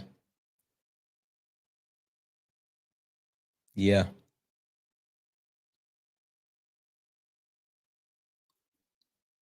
Not everybody can be this cool. Listen, it's a burden that I take on. It's a gift and a curse, and I accept it. It's a gift and a curse, and I accept it. I don't know. Let me read off a couple of thank yous really quick. Or not thank yous, a couple of donations. Debbie's in the chat for Just Alpha, who sent a $5 donation or super chat to say, hello, chat. How are you doing tonight? I went to a pew pew range today, used I'm not going to say those, to practice again, and it was fun. Listen, like, people think that, like, people on the left are just, like, anti-pew pews or whatever. We're not. We're just safe pew pew. Like, we advocate for safe pew pews. So there's that. Debbie's in the chat for Verillion, who sent a $5 super chat to say, Team Jeremiah or Team Conrad? Ask the question, Queen. Wife, two, please. I don't know. I don't know who any of those people are. I don't know who any of those people are. So, I don't know. I don't know.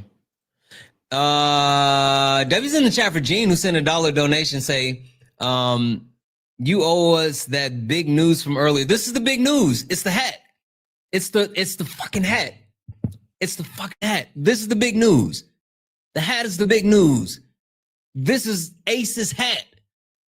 I fucking got Ace's hat with the straw hat. I got Ace's and the straw hat. This is the big news.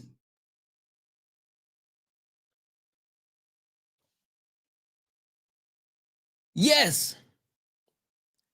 Fucking Fire Fist Ace.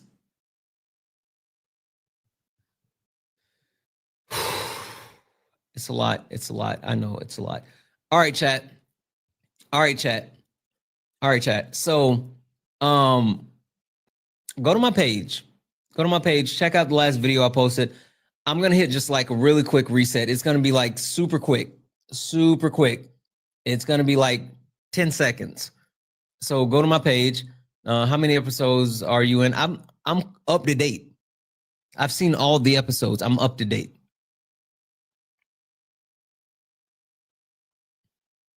So there's that. Go to my page, check out the video. I'm gonna hit a quick reset. Wait, hold on. Okay, cool. We knocked that out. Guys, I'm gonna hit a quick reset. Go to my page, check it out. And when we come back, like, I need everybody like locked in, tapping the screen, sharing the live, doing all the other things. Let's see if we can get some Trump supporters in here and get some more debates going. Let's see if we can pick it up. I'll be right back. You two, let me find someone for you guys to watch for half a second here. Cute. Wait. We're watching. It's a really old picture and it's really bad and it's a terrible outfit. Please don't comment on the outfit, anyone. Yeah, John Oliver has worn better outfits. You're right. Oh no, this is like, I hate this picture of me so much, but it's the only one I have with John Oliver, so. That's a terrible suit he was wearing. I really thought you were going to say that's a terrible picture of you. No, I was making it about, I was doing the classic misdirect. It's okay. I look better than that now. You look great always. You don't have to. Yeah, Olivia, you're beautiful. Oh, I know. Thank you. That's so sweet. Can you? Yeah. All right. Hey, look, humility don't pay these bills, okay? Lysandra. Hi. Hi. I figured Hi, I'd Sandra. hop in while we're talking about comedians. Your ears were burning? Yes. When are you going to lose your tour? Oh, I'm not even posting any of my show dates. Can I just quickly, I was going to have a meet and greet this weekend. Yeah. Because my favorite restaurant is going out of business and they are in massive personal debt from having to pay their staff when they were like super underwater. And now I can't do that. And I was trying to do a little fundraiser and I fully have to tell them, to my friends, that I can't do this anymore. And it's really sad. Oh. Yeah. The one I'm trying to think of a way around. I'm like, not even because a I way don't want to around get, it. It sucks. I don't want fucking weirdos to show up when I'm eating pancakes to have to have a conversation. So, and also, I'm sorry to make this instantly about me. I realized that I did that. Wow. Gee whiz, just cancel them again. That sucks. No, that we you can't do that. White man. We expected it. I felt safe in Canada when I was up there. Shout out to the Canadians. I know you hate them, but I love them. And This is a new bit. You guys hear what Good Trouble said about Canada? Fuck that guy.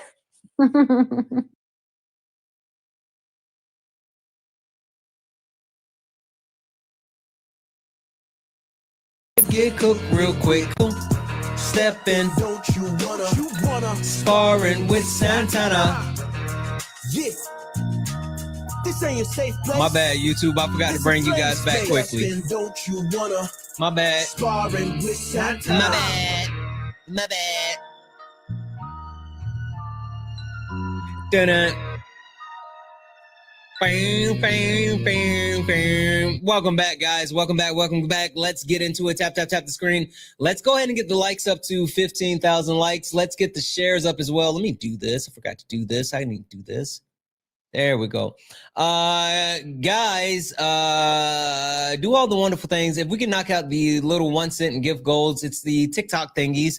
If we can knock those out a couple of times, it'll help push us out to the FYP and get more people in here so we can get these debates going, guys. We are only looking for Trump supporters. Only looking for Trump supporters. If you are a Trump supporter, get in the box. If you are someone that supports Donald Jimothy Trump, get in the box. We are looking for some debates. And guys, the reason why I'm desperate to speak to MAGA is because of hypocrisy. It's because of hypocrisy. I'm going to keep it 100% honest. The reason why I want to talk to them is because I don't understand why they're such hypocrites as far as suppressing the First Amendment right.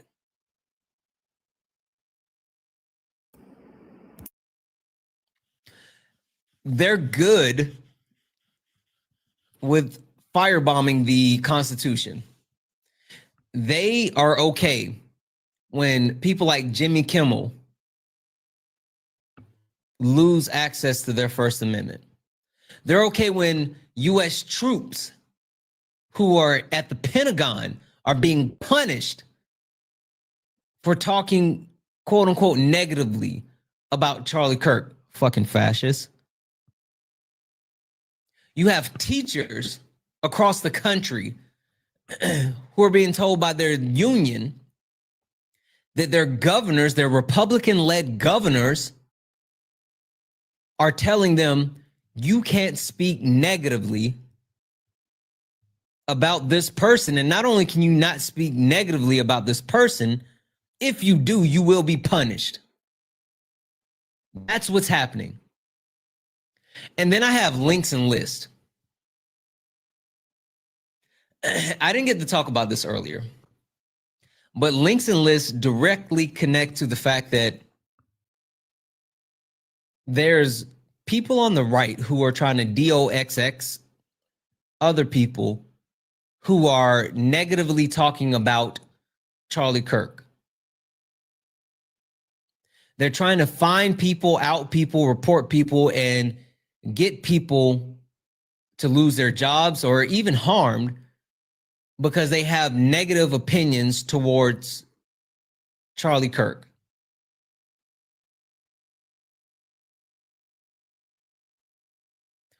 What happened to the party of free speech?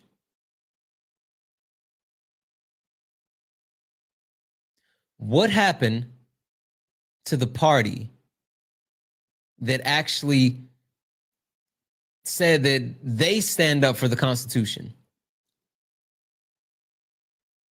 Oh, what goes around comes around. Democrats are cool. Hey, you know what? Mr. Vegas 40, don't be a coward in the chat. Get in the box. You're officially muted. Get in the box. Get in the box. I don't want to hear you actually yip yap from the comment section. I don't. Get in the box. What goes around comes around. Cool. Hey, get in the box. Again, I'm going to send you an invite. You guys are such cowards. You all are cowards. You rail against people using their First Amendment right. You rail against people using their First Amendment right, but then you're afraid to actually use yours.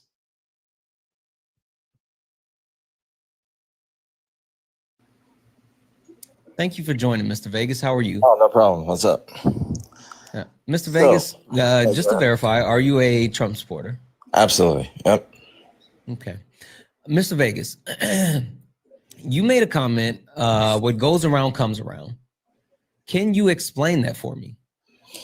Yeah, absolutely. So, example, for whenever Biden was in office, the censorship of conservatives, the censorship of kicking Trump off of social media platforms, things like that is what I'm talking about. I'm an absolute when it comes to free speech. I love anybody, everybody to say whatever they want, even if there's consequences for it. If they want to get, if something happens to their job or whatnot, there's consequences on every speech, but I'm for free speech on everything. Absolutely. So, but if you say you say the racist words, right? You know where I'm getting to, and your employer finds out you say it, what's going to happen to that person? They get fired, right? They'll absolutely get fired, and they should, 100%.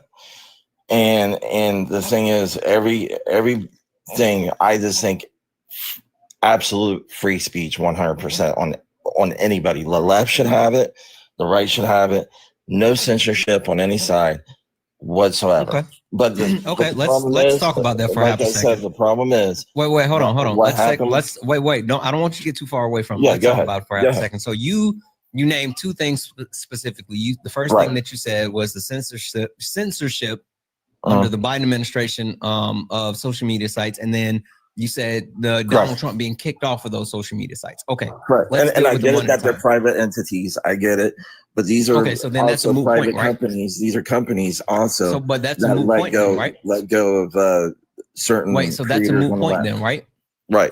But the thing is, if it's a private company, then it's a moot point. Well, if it's a company that owns that has their own set of rules, that if it makes it look bad on their company, it's a what moot you point. say, right? And you know that's what happens. They'll fire you if they find out that no. Bad. What I'm saying is, when you talk about listen, I'm going to streamline this just to make sure we're on the same page. Right. The First Amendment right protects your freedom of speech against from who? Excuse me, say that again. I didn't hear you. The First Amendment right, it protects your freedom of speech against who? Our government. Absolutely. Okay. Yeah, absolutely. All right. So making sure that we understand that When you talk about like Trump being kicked off of private sites or Twitter or Facebook or whatever, like it was a determination made by those private entities because of the incitement of violence and the attempt to overthrow the United States government. So just like they can ban, listen, heck, I had another account that had over 60,000+ followers, and TikTok got rid of that account. And that's wrong. I don't think anybody should be banned from TikTok, but it's a private entity. Absolutely. Like that's the thing, right? I mean, it's not like I'm going out into the middle of the street in Times Square and then like they're saying that I can't stand there and talk in the middle of the street. Like that's different. This is a private entity, a private app. So I'm going to skate past that one because that doesn't apply. Now, I do want to talk about that censorship that you said the Biden administration did when they actually went to Meta. What did Mark Zuckerberg testify and say that was actually done by the Biden administration? That was actually done? Well, from what I remember, it was that they did say that the Biden administration did come to them. And yes, they did do censorship. And we know that a lot of people a lot of conservatives were censored under Biden. Be specific. Like, what are you saying? Like this like the Biden administration went to Meta, went to Mark Zuckerberg, and specifically asked them to take down the misinformation that was being spread about the pandemic, the vaccine, and those things that were factually incorrect. Okay, so shouldn't you have a different opinion? No. Like, this is what I'm saying. You can't have a different opinion. Doctors have different opinions on everything, even when it comes to the Rona. Doctors have different opinions on how to deal with it and what would work for people. Some people, they're telling people, hey, you got to take this or you'll be fired. People are taking ivermectin and ingesting bleach. But the problem is there are people that have severe allergies that can't take that stuff. And if people are taking ivermectin and ingesting bleach. And they're morons. I agree. Right, but then people were spreading that, saying that you needed to do that. And so those were the things that the Trump administration was saying, like, don't spread that. They weren't saying that don't spread the fact that, you know, you don't need to do this or whatever. Like, they specifically said, can you take down the misinformation and disinformation, not things that people opinions. And I understand that, but the problem is but your truth to you may not be the truth to me. You see what I mean? Like we all have a different opinion. The truth to you may be your truth, but the truth to me may be different. See, we need to go and research what we can, you know, what we might like. And the thing is, like that's the thing. Like, the truth to you may not be the truth to me. That's right. But we're not even talking about people losing their lives because of misinformation and disinformation. I think that's a line, right? And it's not like you sitting here saying that, oh, I like the you know, hey Santana, you like the Lakers and I like the Celtics and I think this is the best team in franchise history. You think no. Like, people are literally losing their life because they were seeing people saying like, hey, if you take this horse worm medicine, then, you know, you'll be good. And, like, that's a problem. Is that what we're talking about? Ivermectin? Is that how you say it? Yeah, ivermectin. Yeah. Mm-hmm. So there are benefits for taking it to fight certain like things in the body. Dewormer. Well, no, they did. There is a proven fact that people have taken it to fight like horse dewormer. That may be true, but there are people that have taken it before for fighting different diseases or. It's literally made for animals. And that's true, and I told you that's true. I understand people shouldn't be taking it. No one should be advocating for it. From other people's, they say, listen, I stay off a different type of crazy drugs, whatever, and stuff. But all I'm saying that people take control of their health the way they feel is right for them.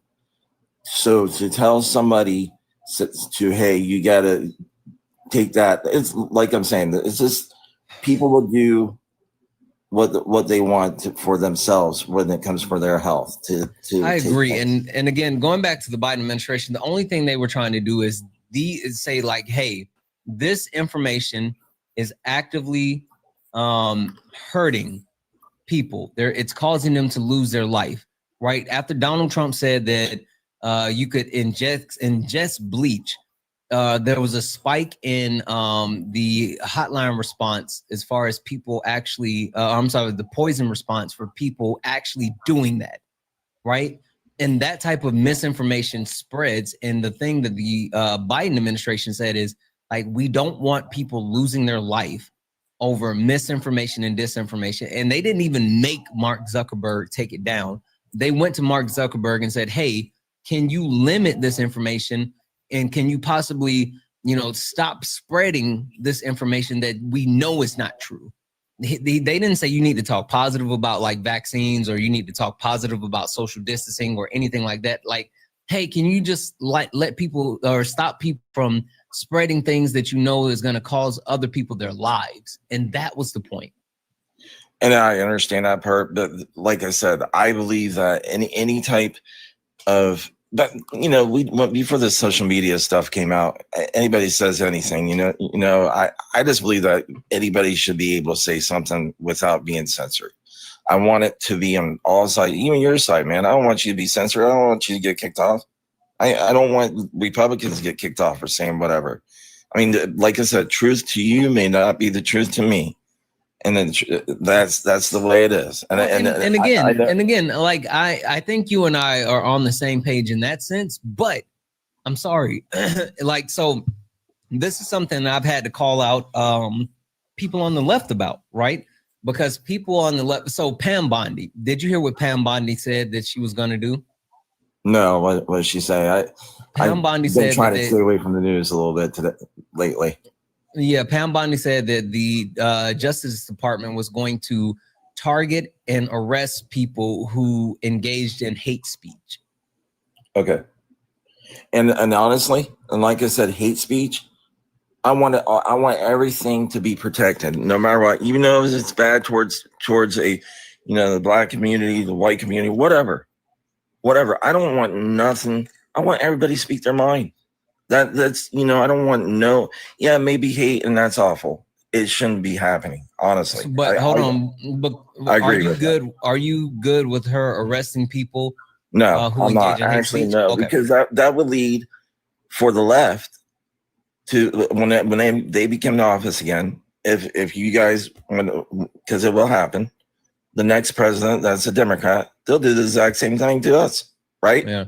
Now, just to clarify, and again, hold on, let me finish that. I just wanted to check your actual not moral compass, but your consistency. In hell, you're pretty consistent, so I appreciate that. But there was clarification, cool, because people actually ran with that, because she did say it. She did say that, which everybody on the left and the right were like, "What the fuck are you talking about?" But then she later tried to clarify it and say that she meant to say, if people use hate speech to incite violence, meaning that if they use hate speech to actually then use that to shift it to violence. And again, I agree with that.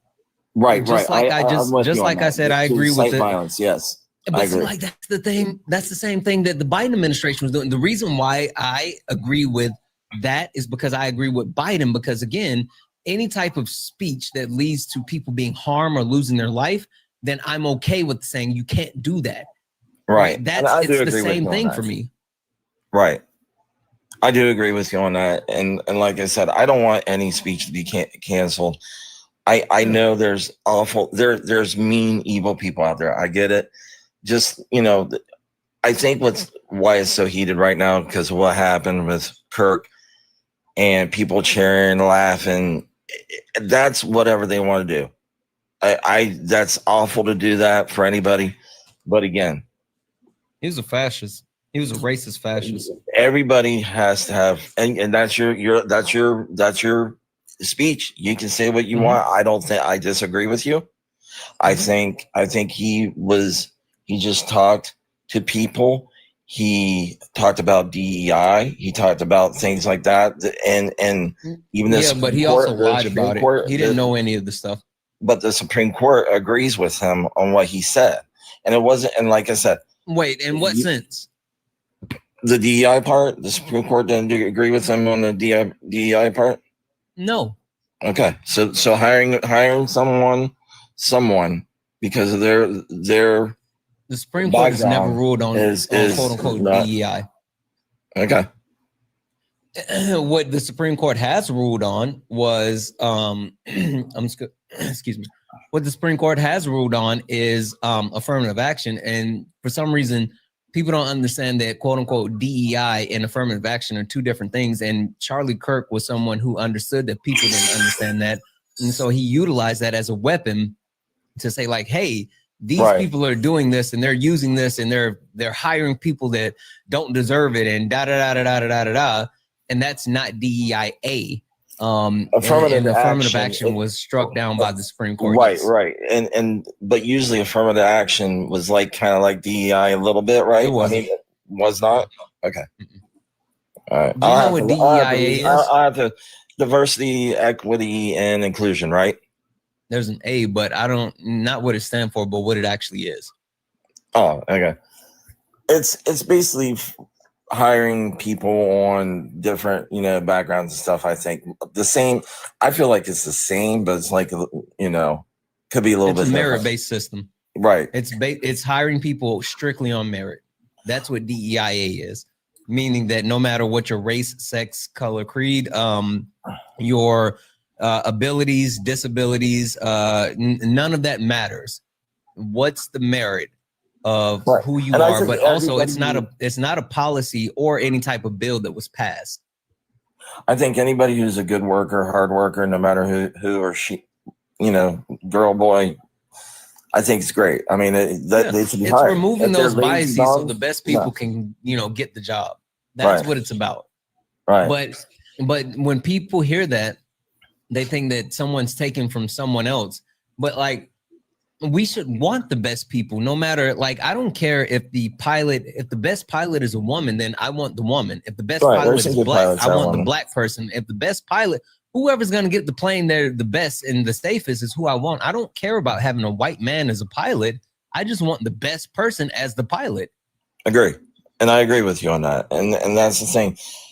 And I think what Kirk was talking about was, I think maybe he got a couple of things messed up, but like hiring, he thinks if they're hiring through race or whatever like that, he feels that was not, the right thing to go. I don't think he was a race baiter. He was literally a race baiter. He was a white nationalist. Listen, that's debatable too. I will say there's some things I disagree with him on absolutely. But that's debatable too. I can say that, there's certain things that I definitely disagree. But again, your truth to you is your truth. My truth to me is my truth. Yeah. And the one thing that I think we can agree on is, even though, like, I thought, excuse me, I thought Charlie Kirk was a racist piece of shit. He was a fascist, but I thought that he had the right to say the things that he said. Absolutely. I think that it doesn't absolve him from consequences, and for better or worse, him losing his life was a consequence of his actual words. What can I ask you? Can I ask you on your side, what makes a person a fascist? Because like for me, whenever I think of fascism, like a lot of the Democrats, okay, as a Republican and conservative, that let's go way back in the day that. Most communist countries want to they basically take away our Second Amendment rights. They want to take away the freedom to own. Can you name one country that's a communist country? North Korea. They're not a communist country. That's a dictatorship. Dictatorship. Okay, the dictatorship. Okay, a lot of these countries try to hide behind the name communist because it's scary. It's a boogeyman, like the Red Scare. But like understanding what communism is, it's a stateless, classless, moneyless society where like everyone has equal access to Cuba or China, one of the two. But China's definitely not China. I mean, not even Cuba. There's no active communist societies here. Oh, thank you for the mug in the world today. But regardless, going back to the thing about the fascism, I go based off of the 14 tenets of fascism. I don't go off of like, communism, socialism, da da da. No. I strictly go off of the 14 tenets of fascism. Okay. Well, the thing is, like most dictatorships or communists, whatever, they always want to take away the right to carry or right to Dictatorships, ownership. yeah, but And that's not what Democrats want to do. They want to take away our Second Amendment rights. Who was the last president to pass any type of legislation that infringed on the Second Absolutely no one. But that they're fighting for the gun control. The gun control. Right? Listen to the question. Control. Sorry. Who was the last president to pass legislation that infringed on your Second Amendment right? The last president to do that, I believe, no one really, because I think Donald Trump. No. Donald Trump. It was deemed so by the Supreme Court. Donald Trump tried to pass the bump stock ban. The Supreme Court said you cannot do that. That is an infringement on your I thought the Democrats did the bump stock ban, and I think that was like Biden. No, it was Biden Donald didn't do that? No, it was Donald Trump. The Supreme Court ruled on it while Biden was in office, but Donald Trump's the one that implemented it after the mass pupil. And as a matter of fact, Donald Trump. Then I disagree with him on that. Then I disagree with him as a Second Amendment person. That I believe that we should be able to carry. As a Second Amendment person, I disagree with him on that as well.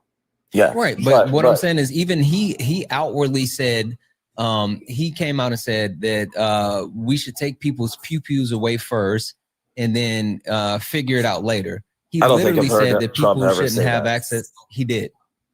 He said that while I'll go look that up. I can pull the video for you if you want, but he was standing in the office with Mike Pence, and he said that he said we should take the pew-pews away first and then due process later. And then Mike Pence said that, oh, we can't do that, trying to walk him back and say, like, hey, you can't do that. And he was like, well, yeah, but some of the people are crazy and you never know what's going to happen. So we just need to take their pew-pews away. Is he saying take the pew-pews away from the crazy people? Is that what he's talking about? He's saying if he was talking about suspected mass pew-pewers. Yes. I kind of agree with that. I do agree with that. But he was saying that people don't get due process, and if there's any type of speculation that there's anything going on, you just come and take away their pew-pews. Red flag laws, right? Basically, what Democrats love is red flag laws. That's what they wanted to do. Like, red flag laws revolve around that's before, like all of those types of things. But no, that's not what Trump was saying. Trump was just saying that we'll come in and take your pew-pews away, and then we'll figure it out later. Like, he literally, as specifically, he said, we'll figure it out later. Those were his words. We'll figure it out later. That's basically what the red flag laws are, right? Basically. No. Mm-mm. Okay. I mean, there's more to it, but I mean, if we want to pass red flag laws, I'm good with it. But Donald Trump wasn't talking about passing red flag laws. He was just talking about doing what he wanted to do. Okay.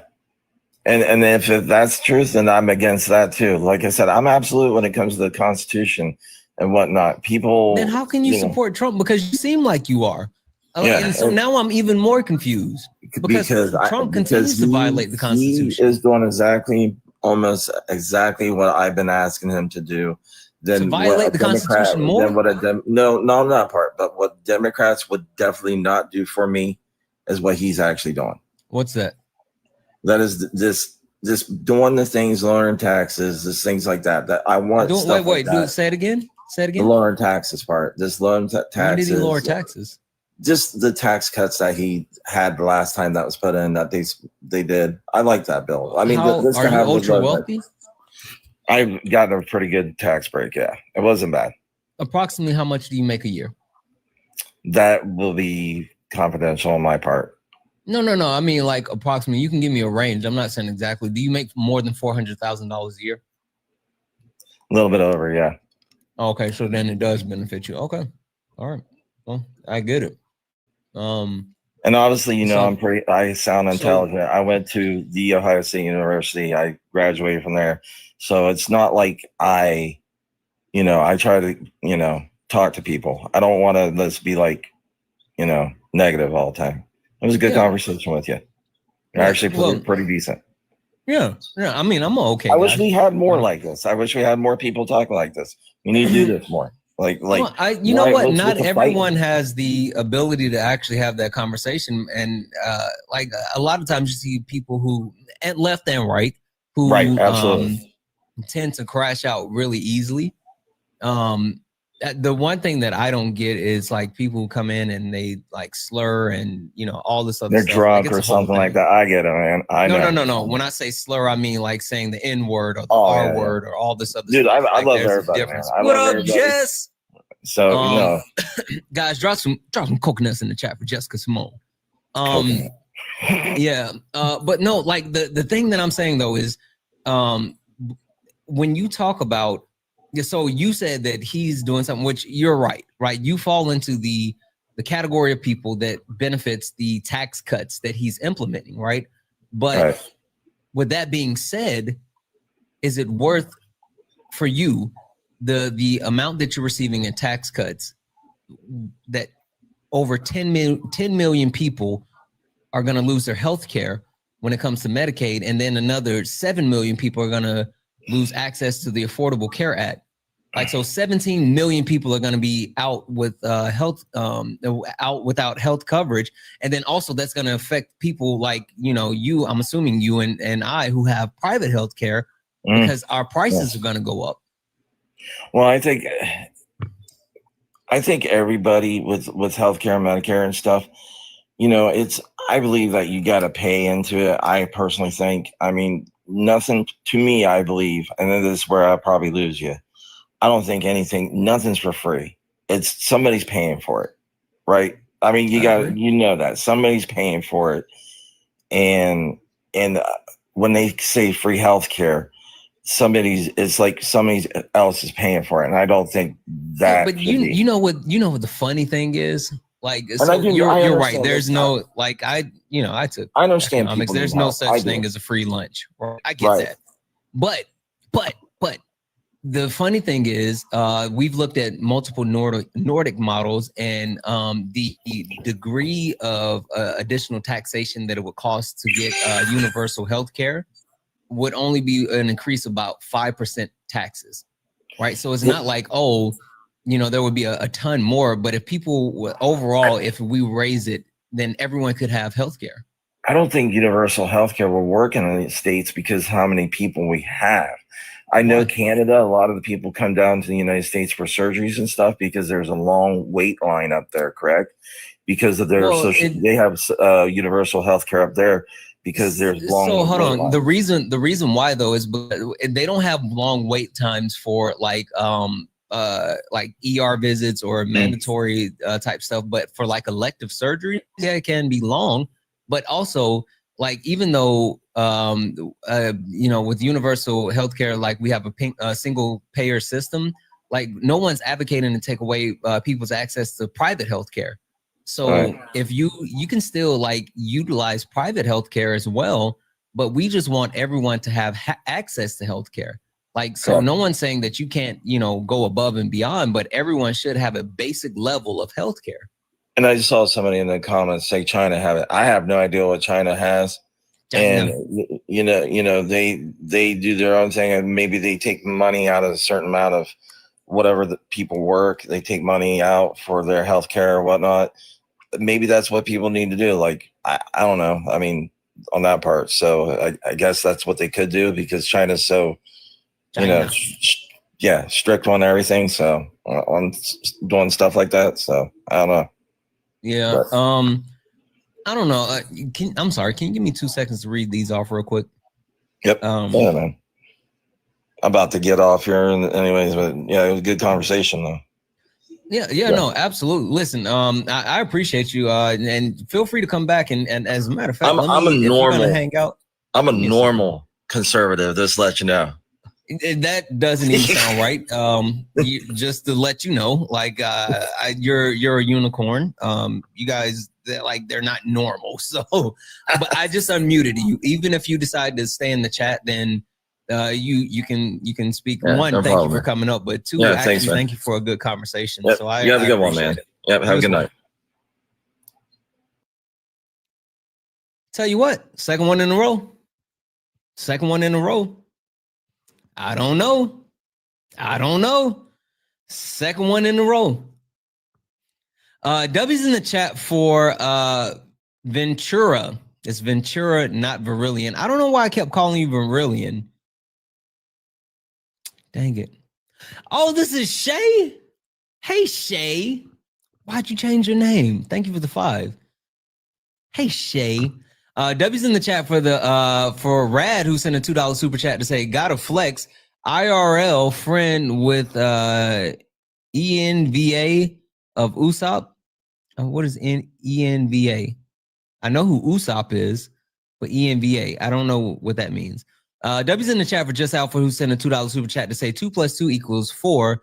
Vid vaccines and vaccines work. Truth, absolutely.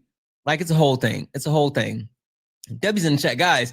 Cash App, PayPal, Venmo, all the pay links in the link tree in the bio. Santana Speaks For You is the best way to support the live.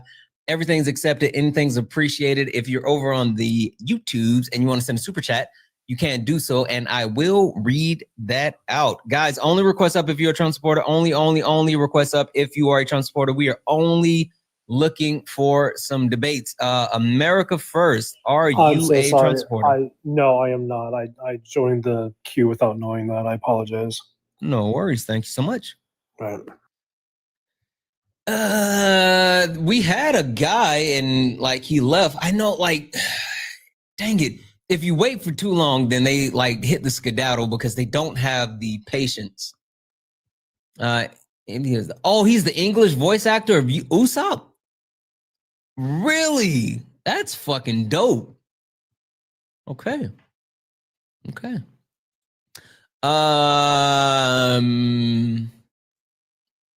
We don't have any more Trump supporters right now. Santana, Mexico loves you. I love Mexico. Viva la Mexico. I do.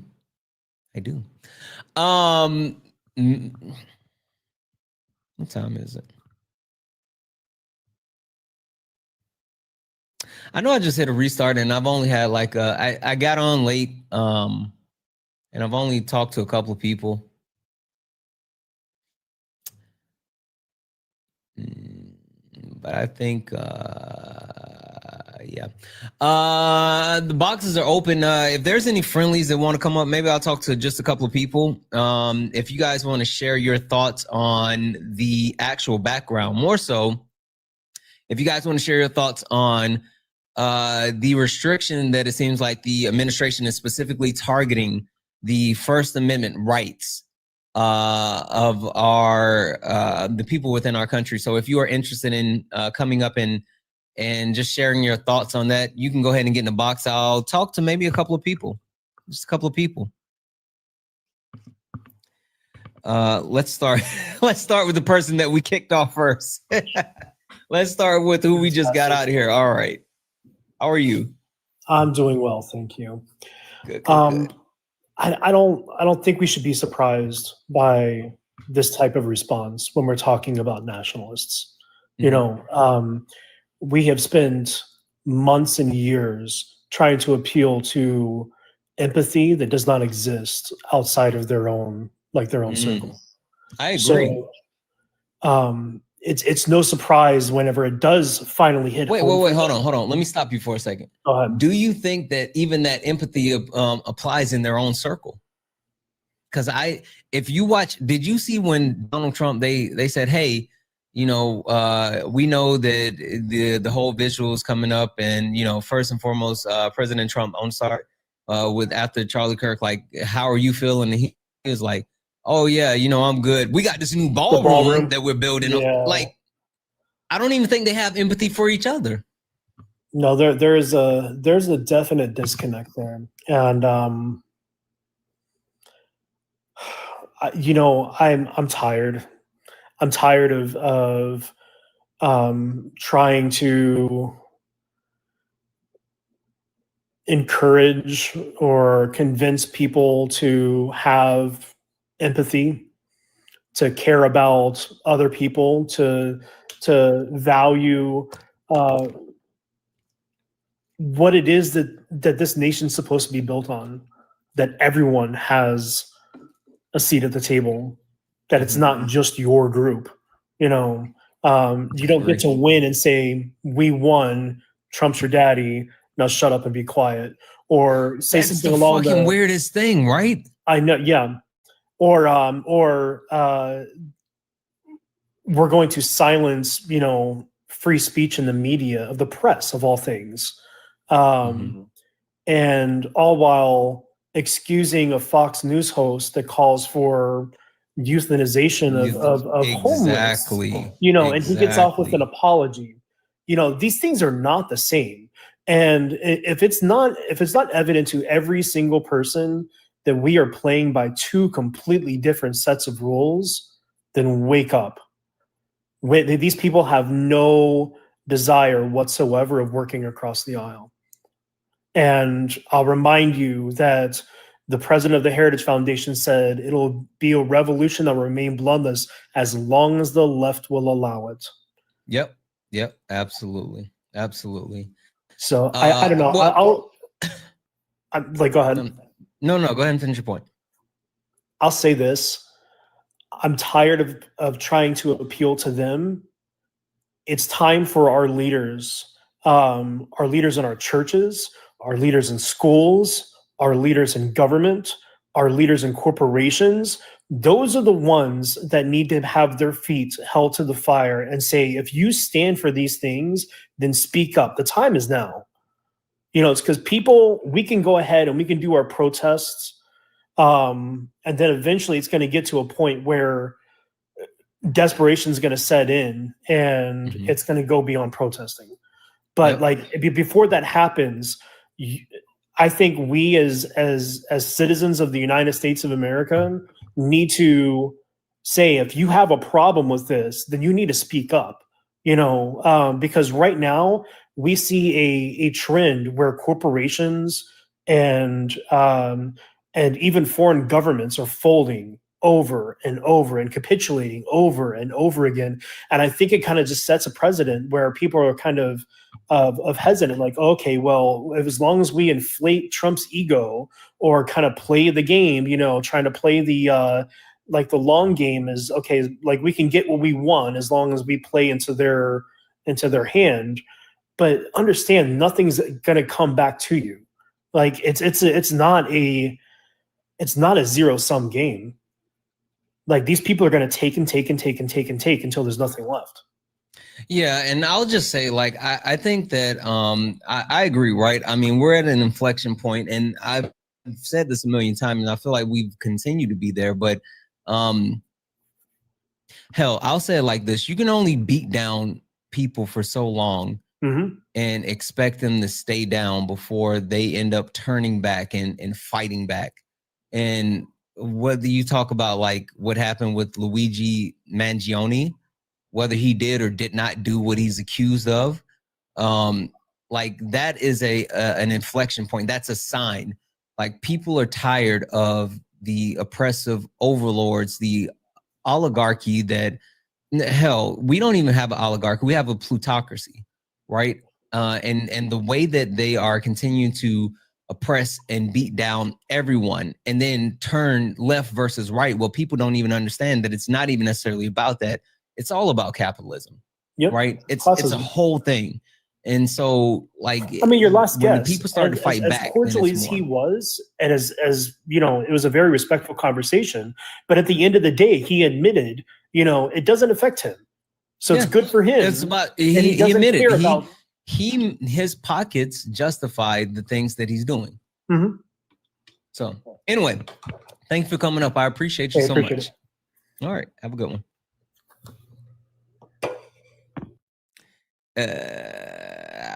Boom.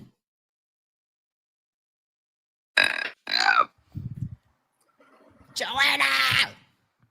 Bonjour. What's going on? Not too much. Been enjoying the conversations. Like they've been respectful and that's been cute and that's been better than the weirdness that happened before the respectful conversations. But it's management told me I can't crash out anymore. So like I've been trying to, you know, keep it together. Cause you know I'll crash. I know it. And you know, we're never gonna disagree with management. Shout out to her with her gorgeous self. Oh my God. But like, yeah, you did your big one, friend. You did your big one. Snagging her. You did. Listen, I outkicked my coverage. I did. Not even gonna fucking lie. I know. Indeed. But yeah, like it's the indifference still for me. Like, we knew the hypocrisy was there. Mm-hmm. We knew that the selfishness and self-centeredness was there, but they're still very much indifferent, even with this clear violation of the First Amendment in every way possible. Because people say, well, the First Amendment means that you can just say whatever you want. No, it doesn't. It meant, oh, thanks for the galaxy. Killed them. It means that you can criticize your government without the government coming after you for it. Exactly. Jimmy Kimmel, case in point, didn't even criticize the government. He said what happened to Charlie Kirk accurately, because it was somebody from the right who took out somebody from the right.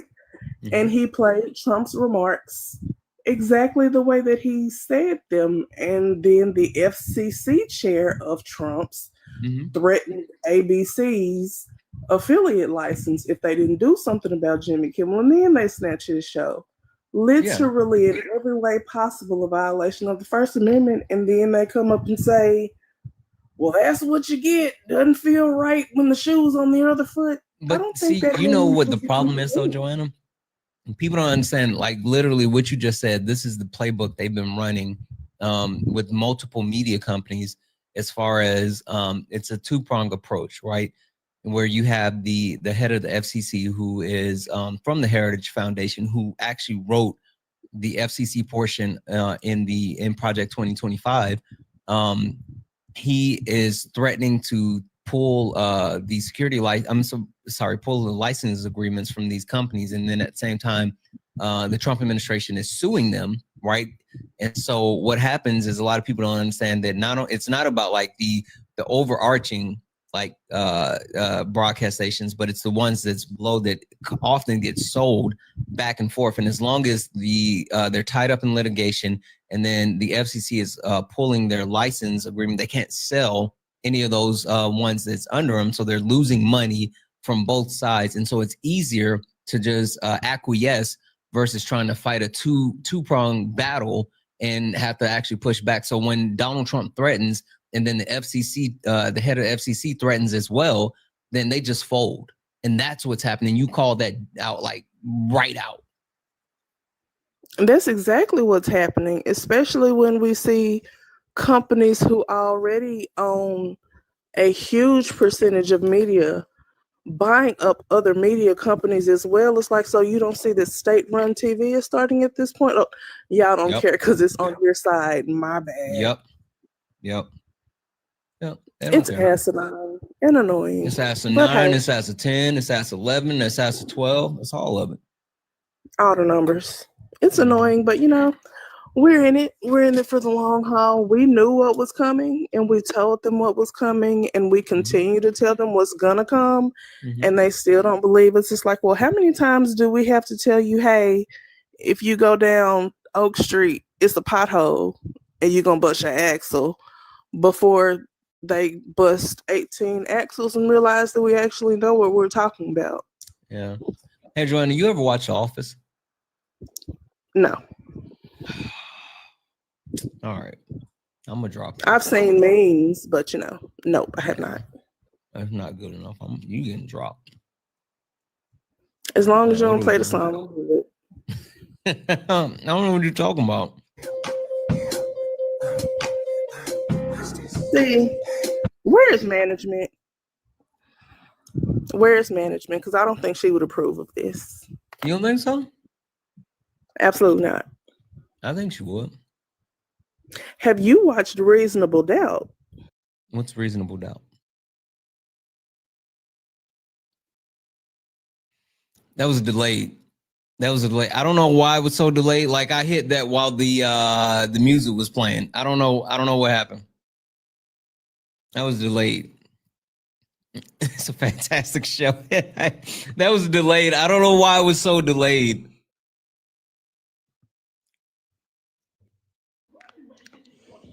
Hi. Dee, how are you? Yeah. I'd love to get your opinion on. So I'm Canadian. Okay, so we have very, very strict gun law or pew laws up here. Fuck, we ball gun laws. Yes, and people still have them here, but if you look at the statistics, like I looked it up the other day just out of curiosity. So in 2022, we had just over 300 unalivings that were pew pew related. You guys had 48,000. So because and looking that's at what we do, baby. No. But looking at all other countries that have had mass unalivings, why is it that, like, can you explain to me, like, I'm a 5-year-old, like, why America will not change this at a federal level? Because white man.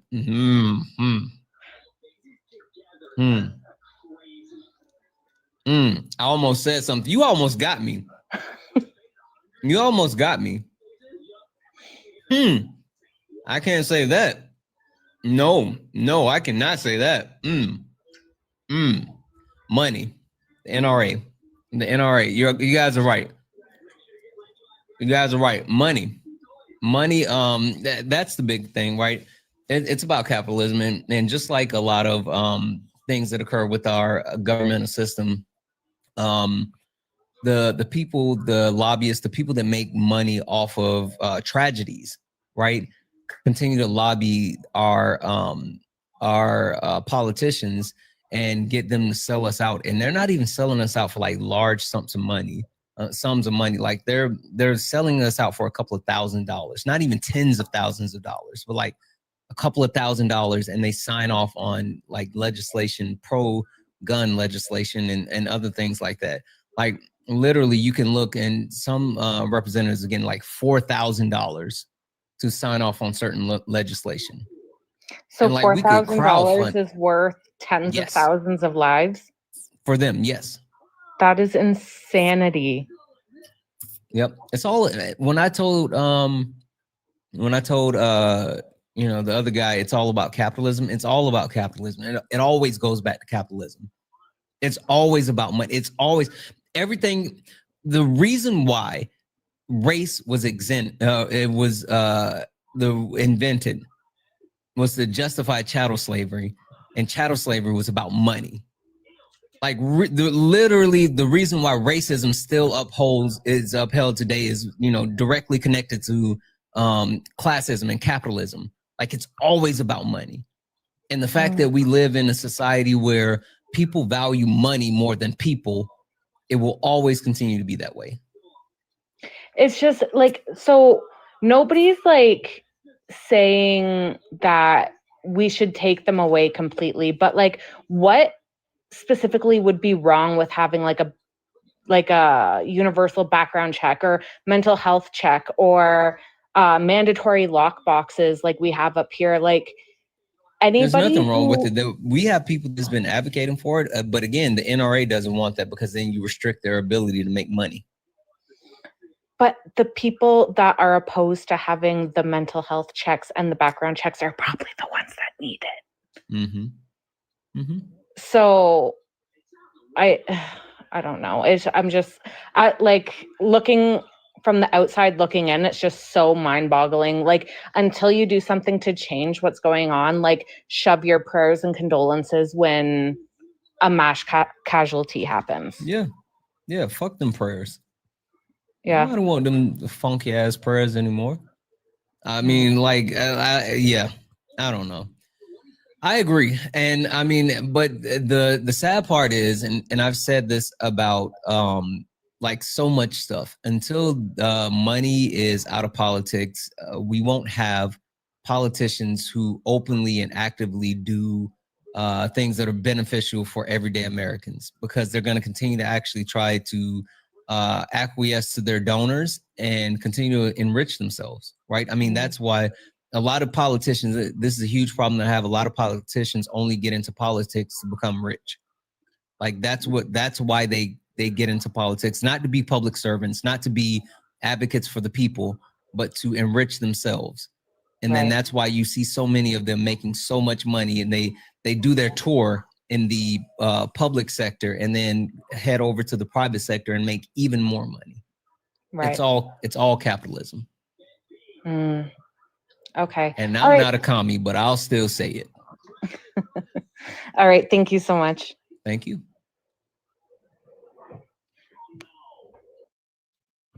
Don't get me wrong, guys. I indulge in the capitalism, and I love me a good grift. Cash App, PayPal, Venmo, all the pay links in the link tree in the bio. Santana speaks for you.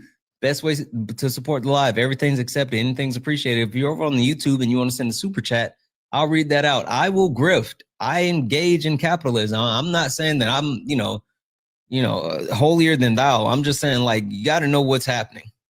You got to fucking know what's happening.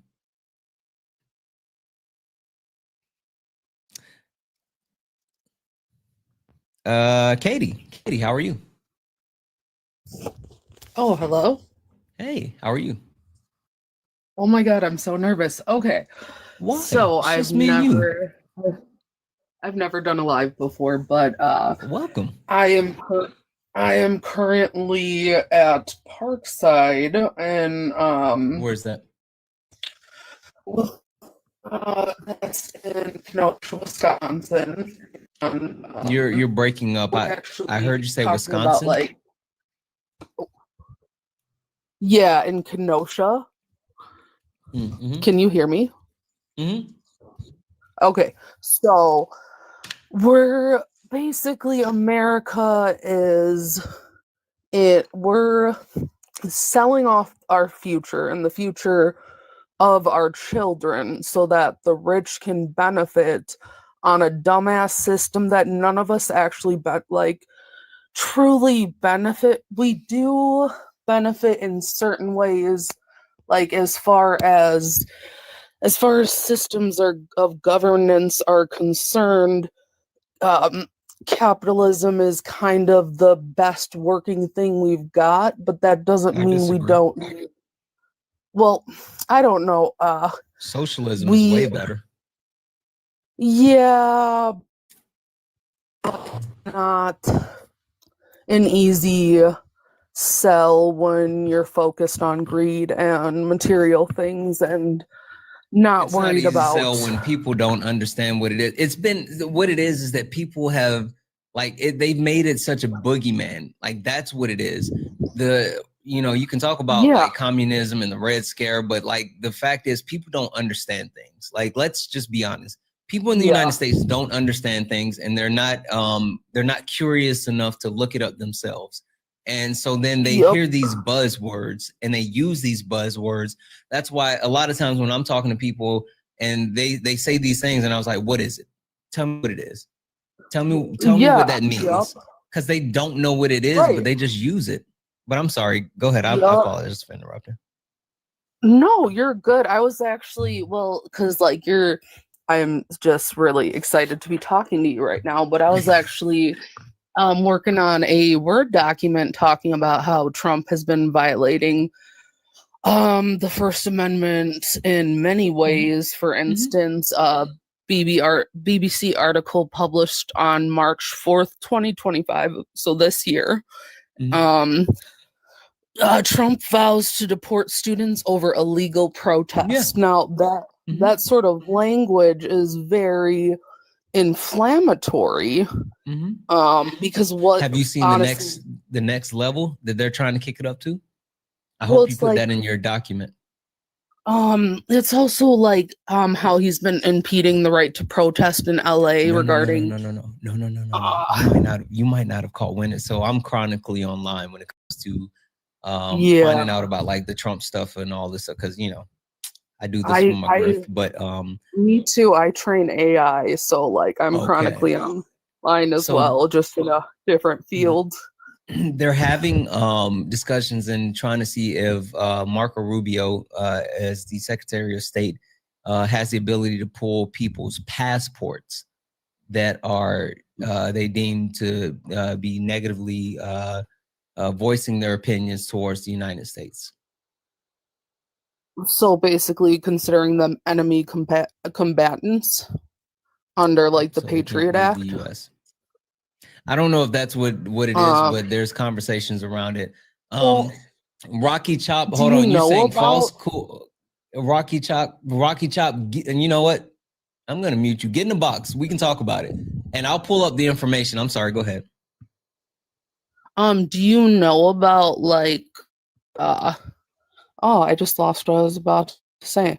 I'm just apologize. really excited to be on this chat right now. This is so cool. They're actually, I was looking up at from the Law University of Georgia, they're suing the president for First Amendment violations. That was in 2018, so that was quite a while ago. And like honestly, they send us this message that we need to hate people that are different than us for no other reason than that they're different than us. And on top of that, we need to buy a bunch of shit that we don't actually need that's going to end up in landfills, just trashing the planet. And then on top of that, we're like extracting resources from the planet that, like, even if you go from, which I'm not a Christian, but even if you go from a Christian standpoint, like it has some valid points. I feel like there's truth in every religion. But like we are meant to be stewards of this planet. How the fuck are you stewarding the planet by just extracting the resources and damning your children, your grandchildren to a horrible future that you're going to be dead before you even have to, like, you're not going to be here to experience it, but we will. On TikTok, we gotta unalive. Oh. Yeah, but I agree. Unalive. I'm so sorry. Hold on half a second. Hey, Rocky Chop. Hello. Hey, so if you actually take a look, there's an article that The Guardian wrote, and it came out a day ago. GOP lawmakers pull measures to allow Marco Rubio to revoke U.S. passports. And the article goes into... He did not yet. I didn't say that it happened. Well, you did. What did I say? So you're saying what did I say? Tell me what I said. You tell me your words. No. You tell me what I said. Maybe I misunderstood. You did. I said, did you? Yeah, no, I asked her, did you see what the next iteration was? And which the next iteration was, they're looking to take steps to see if they can actually start to revoke people passports. And that's what this is. But you had comments from people suggesting that they did. No, who? You said the comments said that, or did I say it? Yes, led to believe. Wait, you said my comments led to believe that? You led people to believe that. I led people to believe that they're looking at pulling people passports. Yes, they are. That was already done. I didn't say. How did I lead someone to believe that if I just said, just because you don't understand what I said and you were led to believe that, does not mean that's what I was quote unquote doing. By me saying they're looking at ways to revoke people's passport does not mean that it's already done. That's not how that worked. If it was already done, I would have said they have found ways to revoke people's passport. Okay. Those are two different things. I agree. But anyway, I suggest that you actually take a look at this article from The Guardian written where they talk about the actual. Okay. And that was. So to be clear, to make sure we're on the same page, I am not saying that this has been done, but I am saying this is another thing that they're looking to do, just the same way that she brought up the actual iteration of them looking to deport people who were protesting and protesting what was happening as far as to Palestinian people in Gaza. So yeah, I'm with you on that too. I'm not touching that. All right. Well, thank you for coming up, and I'm going to go ahead and unmute you. And doesn't I'm sorry. Sorry. I was curious as to. I was late. Why MAGA doesn't believe in 1A? Yeah. Well, I appreciate you. I mean, you can come back tomorrow. I'll be debating, but now I'm just talking. Well, if you don't want to talk about it, I understand. Yeah, no, not tonight. I'm past that, and then we're interrupted. And I was giving Katie the floor, but I wanted to give you that information. And I'm sorry. Yeah, you jumped in to talk about that with no facts, and okay, yeah, I no, you understand did. want to talk about you did just because you don't understand things. You literally came up here and said that I was quote unquote leading people, and you're the only one that was led because you don't understand how things work. And now you're sitting up here saying, oh, you're trying to backtrack because you didn't understand that I was saying that this is the next generation and they're looking to actually do it. It's not my fault that you're stupid. So with that being said, you can go ahead and fuck off. I apologize, Katie.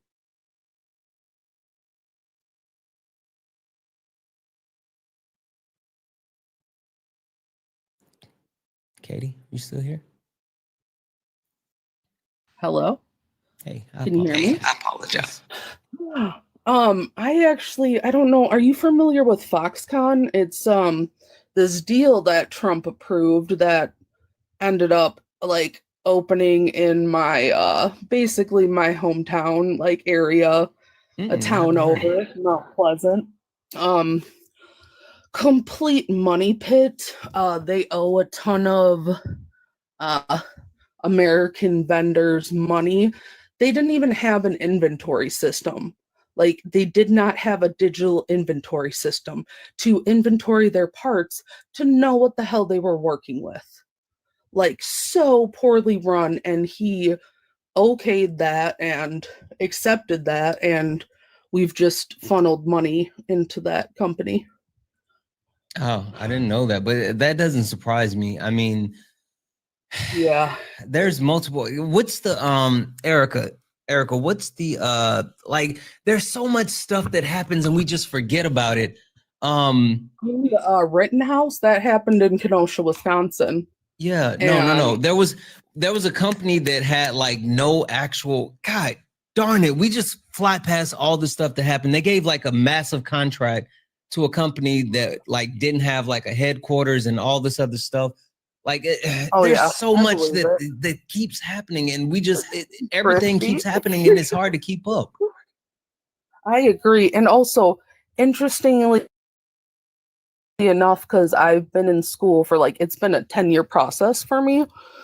So when I was originally in school, I was like, this was when Trump, it was his when he was first elected, and Facebook was having issues. They had just fired their human team of editors because there was suspicion of like political bias. So they started using an algorithm, and literally the same freaking week that they started this algorithm, the algorithm trended fake news related to Donald Trump. And like, it's because that sort of news, like, it like just basically gets fire behind it. It just starts trending like crazy, which kind of shows the state of the country. Yeah. The last thing I'll say is that the most interesting thing that's starting to occur with like AI is the fact that like they have to keep retuning it because it keeps telling the truth in a lot of instances, like Grok over on Twitter, and how they have to keep like adjusting it because it keeps pulling different cards, exposing like the fucked up stuff that the Trump administration is doing, or Elon, or all this other stuff. It's all wild. Right, but then you got to think there are also much like there are people like yourself and Dean and Parker and Athena and all you guys out there fighting the good fight. There's also people like me working behind the scenes with AI, training them, and in that sense ensuring that the like data that is going to be propagated in the future is accurate. And that includes like a multicultural perspective. It can't be just the status quo bullshit that hasn't been working of how we're supposed to behave, that makes us all feel like shit and makes us feel like we have to be different when we don't have to be different. We need to be who we are and excel at that, and that's okay. Like, I don't know. I'm just going off on a tangent now, but no, I agree, and I appreciate you for that. Yeah, I think there's so much to it. One last thing, that there's this really sick musician from Wales, and his name is Ren. and he does this song called Money Game, and I think you and Dean and Parker should check that shit out, because it really shows, like, basically America is founded on slavery and immigration. At the very least, no matter how you cut it, we all immigrated to fucking get here. Like, none of us started where we ended up right now. Black people Like, didn't immigrate and indigenous people didn't, but yeah, I no. get what you're saying. Right. Like, we all, like, indigenous people at some point, like, because we all originated from Africa, at some point moved to where they moved. Like, we're all fucking immigrants or descended from immigrants. Like, if you can't accept that, you can't accept the reality of America. And if you think that just because their voice is different than yours, it doesn't deserve to be heard, you're wrong.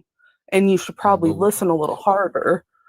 Yeah, I agree. But we also got to talk about Pangea. So, yeah, that's true. I mean, there's just so much to talk about, but I think I'm going to head out because I actually got to get back to no work. worries. Thank you so much. I appreciate you. Yeah, keep doing what you're doing, man. It's really you and Dean and Parker, you guys all have a really different style, and I think it really works well. And keep doing what you're doing. Perfect. Thank you. Thank you so much. I appreciate you. Have a good one. You as well. Thank you. Erica, Dan, hey Swan. Hi, Swan. Hi, Erica. Hi, Santana. Hey, Dan. Hey, Swan. Erica, did you come up about the passport thing? Yes. Did you? Was that your first time hearing it? Yes. Yep. Did you go look it up? I did. Are you excited about it? No, I'm not excited about it. It's actually very concerning. But I think this is it all makes sense now. So you have it on your background. MAGA doesn't, that's so grammatically incorrect, by the way. That's called a comma splice. You didn't need the comma. It's called an ice so splice. You might want to, whatever, you'll fix it.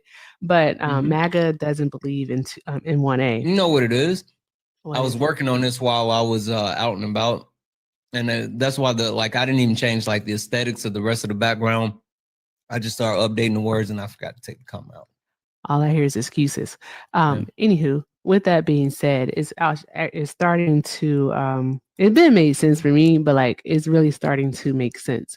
It's on your background. I just said that. I'm sorry. I'm so tired. Like I was on Hector's live and it was really traumatic. But they did the Can you take his hat off? No. Oh. With them going after free speech and calling free speech hate speech, all right, is going to be a way for them to criminalize people that they don't like. We already see the censorship. Pam Bondi tried to fix that. When I got back, I tried to hop on and you were already off yesterday when you were talking about, and then Dan talked about it as well. But did you hear how Pam Bondi tried to clean it up? She tried to clean it up by saying it's not actually free speech, that is violent speech, is what she's saying.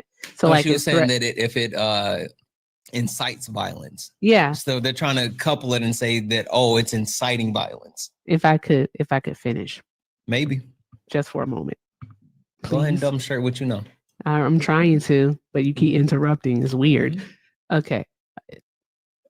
So she did this in a tweet and she did try to walk it back. People like conservatives are still coming for her for it. But again, this is just going to be a way for them to criminalize people. I was mentioning the censorship of our media. We already see that the White House press, like the guy who heads that, I can't remember his name, but they're scrubbing the internet of Trump's speeches. They scrub the internet of speeches, interviews, tweets, things like that, whatever they can get their hands. Why? Did you see the fact that they are they also stopped recording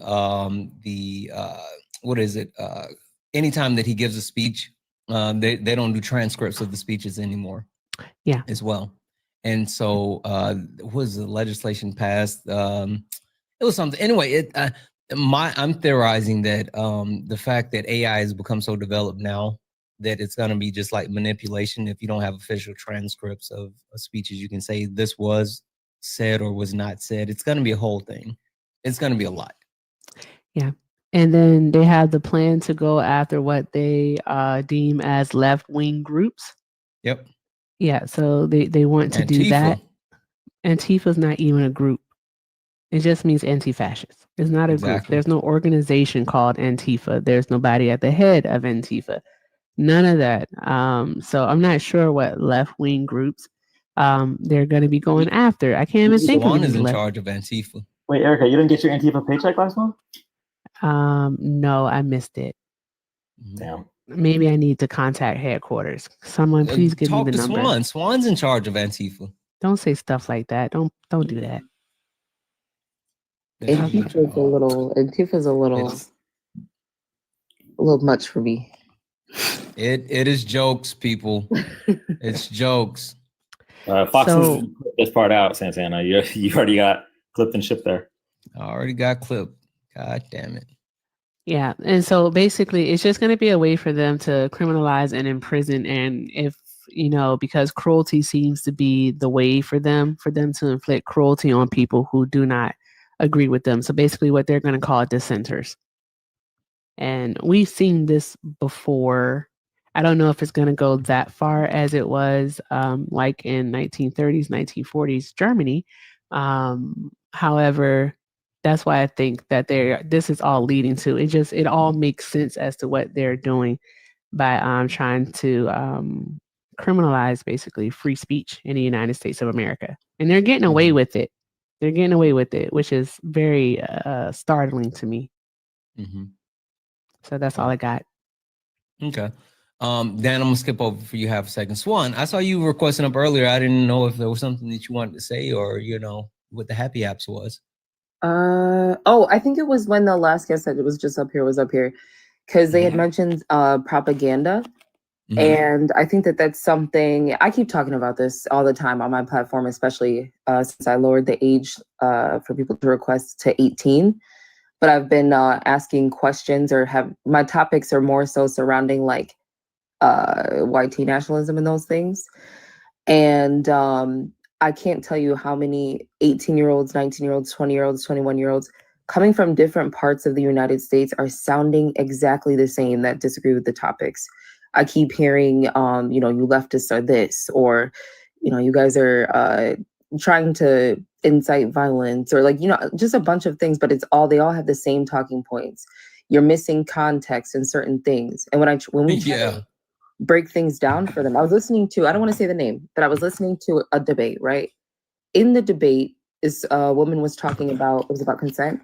She was explaining like it's okay for someone to ask, right? And I'm watching for like the 50th time, and that you can see the crowd kind of change. There was a lot of young men in the crowd. He passively aggressively skipped over her saying that. I remember him bringing up something about like a frat party, right? And then at the very end of that debate, the statement towards the woman was, you're the reason. You are the reason as to why so many young men are going to the right. And when I heard that, everything just clicked, right? All of the things that we see on social media, that red pill content that sucks you in, it starts off like fitness videos, right? And then it takes you and puts you directly on the path to the alt-right pipeline. And we all talk about like how we know that cishet white men are going to be the ones that benefit from that the most, right? But anybody can be radicalized. And I think the scary part is seeing that anybody could be radicalized. And I say that to say this: we had a young Black man on the panel, 22 years old, and I kid you not, it was like he was a robot. Everything that he said bar for bar was something that he heard an individual say. And I'm thinking to myself, you can't continue to move around like this. He said, I don't want to go to college. It costs too much money. $13.50, Black on Black crime, all of these things. And I'm thinking to myself, I'm like, this is so sad. And then the next day, we find out that a strange fruiting happened, right? Like it breaks my heart to see that. I just say that to say, I think everybody who has children out there, please pay attention to what your kids are doing online. The alt-right pipeline will forever try to recruit people, but people need to understand that it's in the palm of your hands now. It's in the palm of their hands 24/7, and that's really important that we pay attention to it. I agree. Really agree. Thank you for that, Swan. One thing. There's nothing new about passports. There is some legislation in regards to the State Department that is trying to give Marco Rubio, the head of the State Department. Are you replying to someone in the chat, or Yeah. I'm just confused? Oh, okay, got it. Go ahead. Yeah, because they've been asking for like 3 minutes about passports. So there's nothing new with passports. There's nothing new. I know, Shauna, I'm just not in the mood, but maybe tomorrow. There's nothing new with passport, guys. There's an article on The Guardian that you can go read about it. And the silly phone. I can't find it. I'm tired. Oh, it's GOP lawmaker pulls measure to allow Marco Rubio to revoke U.S. passports, and it's on The Guardian. And basically what it will allow them to do is to deny or revoke U.S. passports if you have pro-Pally leanings. But that's a slippery slope. Yep. Okay. Dan. What's up, Santana? You want to see something cool? Yes. In fact, that's the main reason I'm here. I really am not in the mood to talk about politics. I don't know if anyone else is feeling this. There's over 600 people in here. I know I'm not the only one feeling this. I feel like today, existential dread. I don't want to bring down the mood, but with the situation with Jimmy Kimmel, with the situation with Pam Bondi wanting to defund any schools that don't punish teachers for what they say on social media, like it's I don't even I'm not in the headspace to even speak eloquently on it. I'm having an internal crash outs constantly all day. So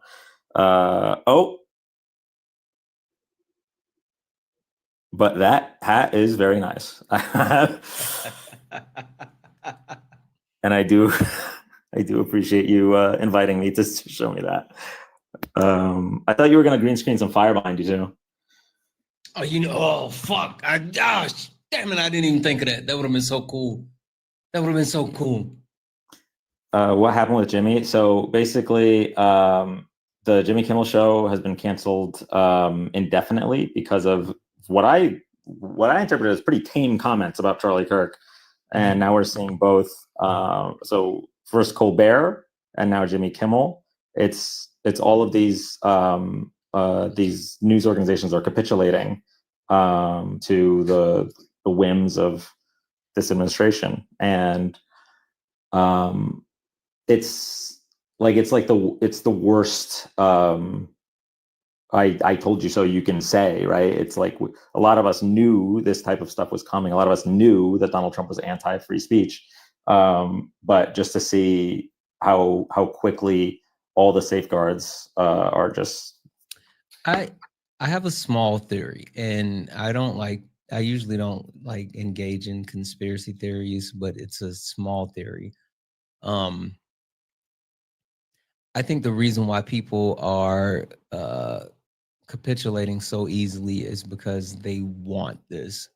Like the multi-billionaires, the head of industries, the ultra wealthy are so willing to make these adjustments and try to make this administration happy is because they know not only will it benefit them, but they're good with the changes to kind of get these things put in place to realign, to put people back in their place, because we've gotten a little too uppity in the way that we push back in our speech and wanting more, wanting equality, wanting better life, wanting better wages. And this is the way to push people back down while, putting more money in their pockets. It's just my thoughts. Yeah. I don't think that's a conspiracy at all. I think it's probably a combination of that and also just fear of retaliation from the administration, because that is going to ultimately cost them money, all those court cases and whatever. And it's just more important to protect their bottom line than democracy. Also, I wanted to add another thing to the stuff that's particularly giving me dread today, which is if anyone saw Jerry's statement for why he's leaving Ben and Jerry's. Oh, that one hit. That one hit. Wait, what happened? He left because they had originally struck a deal with whatever group that had bought, Ben and Jerry's to protect because they're big on like advocacy and saying stuff.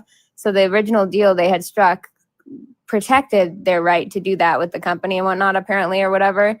But I guess they're going back on it or something. There's been some fighting and stuff. And he said, respectfully, I'm walking from the company if we can't just say what we're always going to say and do what we're always going to do. Yeah, it's the company was Unilever. Fucking Unilever owns 47 years. Everything. Unilever owns years. everything. Yeah, it's one of those companies that what is it, 7 multinational companies own everything. Unilever is one of them. Yeah, Unilever is, and the reason why I know about Unilever is because I'm not gonna say where I used to work for, but yeah, they own everything.